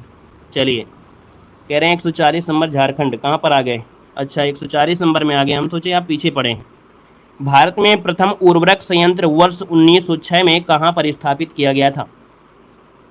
140 नंबर का ऑप्शन देना है और 140 नंबर की अगर बात करते हैं तो आपका आंसर इनमें से क्या हो जाएगा? चलिए देखिए, भारत में उर्वरक की जो शुरुआत हुई थी 1906 में, वो आपकी हुई थी आपके कहाँ पर? रानीपेट में हुई थी। इसका आंसर आपका सही है। रानीपेट की बात करते हैं तो रानीपेट कहाँ पड़ता है? आपके तमिलनाडु में पड़ता है। कहाँ पर? आपके तमिलनाडु में पड़ता है। लेकिन अगर आपसे ये पूछे कि आज़ाद भारत का पहला उर्वरक कारखाना, है ना, आज़ाद भारत का पहला उर्वरक कारखाना पूछे, तब आपको झारखंड का सिंदरी बताना है। क्या? झारखंड का सिंदरी जिन्होंने दिया है, बहुत अच्छी प्रयास किया है, लेकिन याद रखिए कि सिंदरी जब लगाते हैं अर्थात झारखंड तब लगाते हैं जब आज़ाद भारत का पहला उर्वरक कारखाने की बात करता है ना। तो आप कहेंगे सर ये 1906 की बात है और 1906 की बात है तो रानीपेट आपका होगा, याद रखिएगा, दोनों चीज़ रट लीजिएगा, ठीक है ना। आगे बढ़िएगा, क्वेश्चन आपसे दिया गया है और आपसे कह रहा है क्वेश्चन है कि भारत का प्रथम जूट कारखाना जॉर्ज ऑकलैंड ने कब स्थापित किया था? भारत का प्रथम जूट कारखाना जॉर्ज ऑकलैंड ने कब स्थापित किया था, ये आपसे कह रहा है। तो जवाब हो जाएगा 1855 में, ठीक है। 1855 एक बंगाली फाइनेंसर आपके थे, उन्हीं के सहयोग से ये मिलकर यहाँ पर किया था। तो इसका आंसर आपका बनेगा डी नंबर है। आगे बढ़िएगा, क्वेश्चन आपसे दिया गया है और कह रहा है झारखंड में Tata iron and steel company की स्थापना कब हुई थी? तो यहाँ पर देखा जाए तो 1907 ईस्वी में हुई थी। 1907 में जमशेदपुर में ये कारखाना आपका है ना, टिस्को के नाम से जानते हैं। यहाँ पर आगे बढ़ते हैं, क्वेश्चन दिया गया है, कह रहा है कि भारत में वायु परिवहन का राष्ट्रीयकरण कब किया गया था? भारत में वायु परिवहन का राष्ट्रीयकरण कब किया गया था? 1953 को किया गया था। 1 अगस्त 1953 को किया गया था, है ना। देश में जो वायु मार्ग हैं, है ना, उनके संचालन की जिम्मेदारी अपने हाथ में यहाँ पर लिया था। यहाँ पर देखा जाए तो आपके राष्ट्रीयकरण के बाद 2 निगम का गठन हुआ। एक तो घरेलू सेवा के लिए जो इंडियन एयरलाइंस था और एक अंतर्राष्ट्रीय सेवा के लिए एयर इंडिया इंटरनेशनल कॉर्पोरेशन चलाए गए थे। आगे बढ़िएगा, क्वेश्चन आपसे दिया गया है, कह रहा है कि उत्तर दक्षिण और पूर्व पश्चिम गलियारा एक दूसरे को किस स्थान पर काटते हैं? ये जो गलियारा है वो आपके झांसी में काटते हैं। ये तो आपको यूपी जीके में भी आपको पढ़ाया गया होगा, है ना। यहाँ पर आगे बढ़ते हैं, क्वेश्चन दिया गया है और आपसे कह रहा है कि कांडला बंदरगाह स्थित है। कांडला बंदरगाह कहाँ पर है? बंगाल की खाड़ी में, कच्छ का रण में है, यहाँ पर खंभात की खाड़ी है या कच्छ की खाड़ी है? चलिए बताइएगा आपका आंसर क्या हो जाएगा इसका आंसर देने का। चलो भाई, क्वेश्चन नंबर आपके 145 है और इसका आंसर आपका होगा क्या? चलिए, कांडला बंदरगाह जो आपका है वो आपके है किस में से? तो अभी तक देखा जाए तो जवाब किसी का सही नहीं आया है, ना तो ऑप्शन ए है, ना तो ऑप्शन बी है, ना तो ऑप्शन सी है। याद रखिए इसका राइट आंसर हो जाए आपका कच्छ की खाड़ी में। क्या बोलेंगे? यहाँ पर आप कहेंगे सर जो कांडला बंदरगाह है वो कच्छ के, जो गुजरात का कच्छ है ना, वहाँ पर जिले में है और यह कच्छ की खाड़ी पर स्थित आपका है, याद रखिएगा, जिसे दीनदयाल बंदरगाह के नाम से भी जाना जाता है। तो आपका आंसर क्या बनेगा? यहाँ पर डी नंबर है, राइट हो जाएगा। और यह एक जोरी बंदरगाह है। क्या है? तो आप कहेंगे सर यह एक जोरी बंदरगाह है ना। तो आपका आंसर क्या हो गया? यहाँ पर डी नंबर है, राइट हो जाएगा, याद रखिएगा, ठीक है ना। क्लियर है? देखो जो कांडला बंदरगाह है पूरे भारत और एशिया का पहला खास आर्थिक क्षेत्र बंदरगाह इसे कहते हैं। यहाँ पर आगे बढ़ते हैं, क्वेश्चन आपसे दिया गया है, कह रहा है कि भारत की स्वर्णिम चतुर्भुज योजना किन शहरों को जोड़ती है? यहाँ पर 146 नंबर दिया है और 146 की बात करते हैं तो आप कहेंगे सर देखिए आपका जो भारत है, इन भारत में से जैसे दिल्ली है, मुंबई है, चेन्नई है, कोलकाता है, ये स्वर्णिम चतुर्भुज योजना है। तो आपका आंसर क्या बनेगा? ए नंबर यहाँ पर है, राइट हो जाएगा। 4 शहरों को जोड़ती है और ये भारत की सबसे बड़ी राजमार्ग क्या है? परियोजना है, जिसकी लंबाई यहाँ पर 5846 किलोमीटर आपकी है, याद रखिएगा। दुनिया की 5वीं सबसे लंबी राजमार्गीय परियोजना है। यहाँ पर आगे बढ़ते हैं, क्वेश्चन आपसे दिया गया है, कह रहा है कि प्रधानमंत्री ग्राम सड़क योजना का प्रारंभ कब हुआ था? ये लेखपाल वालों के लिए बहुत आपका IMP है। PMGSY का जो प्रारंभ हुआ था ये कब हुआ था? तो ऑप्शन नंबर क्या बनेगा? सन 2000 में हुआ था। 25 दिसंबर सन 2000 को ये स्थापना हुई थी, याद रखिएगा। आगे बढ़िएगा, क्वेश्चन आपसे दिया गया है, कह रहा है कि भारतमाला परियोजना संबंधित है। भारतमाला परियोजना संबंधित है ये राजमार्ग के विकास से, है ना। जो आपका राजमार्ग है या सड़क मार्ग हो गया, राजमार्ग है, इनके विकास से संबंधित ये परियोजना है ना। ये जो आपकी भारतमाला परियोजना है आपकी, याद रखिएगा। आगे बढ़िएगा। क्वेश्चन आपसे अगला पूछा गया है कि सूची फर्स्ट को सूची सेकंड से यहाँ पर सुमेलित करना है। आपके सामने एनटीपीसी से रिलेटेड आपका क्वेश्चन आपके सामने आ गया है। अब आपको बताना है 149 नंबर में कि भैया कौन सा आंसर आपका सही हो सकता है। कि आप बिना ऑप्शन के आप लोग जवाब दे सकते हैं, और दे सकते हैं तो जल्दी से एक बार कमेंट करेंगे, है ना, क्योंकि अभी आपको ये पढ़ना भी है। चलिए अभी आपको ये पढ़ना भी है, बाकी इसका जवाब आप लोग दीजिएगा जल्दी से, यहाँ पर आंसर क्या बनेगा। चलिए ऑप्शन का देखना है तो आप ऑप्शन दे सकते हैं, है ना, आपको ऑप्शन यहाँ पर आपको मिल जाएंगे। और बड़ा करना कहो तो और इसको और भी बड़ा यहाँ पर कर देंगे। तो चलिए अब आपको बताना है, चलिए बताइए जल्दी से। उत्तर पश्चिम रेलवे, उत्तर पश्चिम रेलवे मतलब यहाँ पर देखा जाए तो आप कहेंगे सर ये उत्तर है ना, और ये पश्चिम है, तो उत्तर पश्चिम रेलवे है। तो आप कहेंगे सर ये कहाँ जाता है, तो ये कहाँ पर जाएगा, जयपुर में जाएगा, ठीक है ना। दक्षिण पूर्व रेलवे दिया गया है, तो दक्षिण, है ना, और पूर्व रेलवे दिया गया है, अर्थात यहाँ की बात कह रहा है। इसका मतलब आपका हो जाएगा ये कोलकाता में जाएगा। अगर बात करें उत्तरी आपका कौन सा है, तो उत्तरी आपका हो जाएगा कौन, तो यहाँ पर आपका नई दिल्ली हो जाएगा। और अगर पश्चिमी रेलवे की बात करते हैं तो पश्चिमी रेलवे बचा हुआ जो आपका है मुंबई, है ना, ये आपका हो जाएगा जो कि चर्च गेट वाला है। तो आप कहेंगे सर यहाँ पर आंसर आपका सी वाला राइट हो जाएगा, ठीक है ना। क्लियर है, वीडियो को लाइक कर दीजिएगा भाई, जितने लोग यहाँ पर जुड़े हैं वीडियो को लाइक से जरूर कर दीजिएगा। यहाँ पर आगे बढ़िएगा, क्वेश्चन दिया गया है, कह रहा है कि राष्ट्रीय राजमार्ग संख्या 2 का विस्तार बताइएगा। तो ये सादिया से धुबरी, है ना, सादिया से धुबरी है। असम का जो डिब्रूगढ़ है ना, और मिजोरम का जो आपका तुपई गांव पड़ता है, वहां से आपका है। तो आप हाईवे दूसरा नंबर का आपके भारत का है, याद रखिएगा। पहला तो आप लोग जानते हैं जो कि आपके इलाहाबाद, है ना, और आपके कौन है, आपके कोलकाता का हल्दिया है। आगे बढ़िएगा, क्वेश्चन दिया गया है, कह रहा है कि भारत की प्रथम रेलवे लाइन कब और किन स्थानों के मध्य चली थी। चलिए भारत की जो प्रथम रेलवे लाइन है ना, कब और किन स्थानों के बीच चली थी।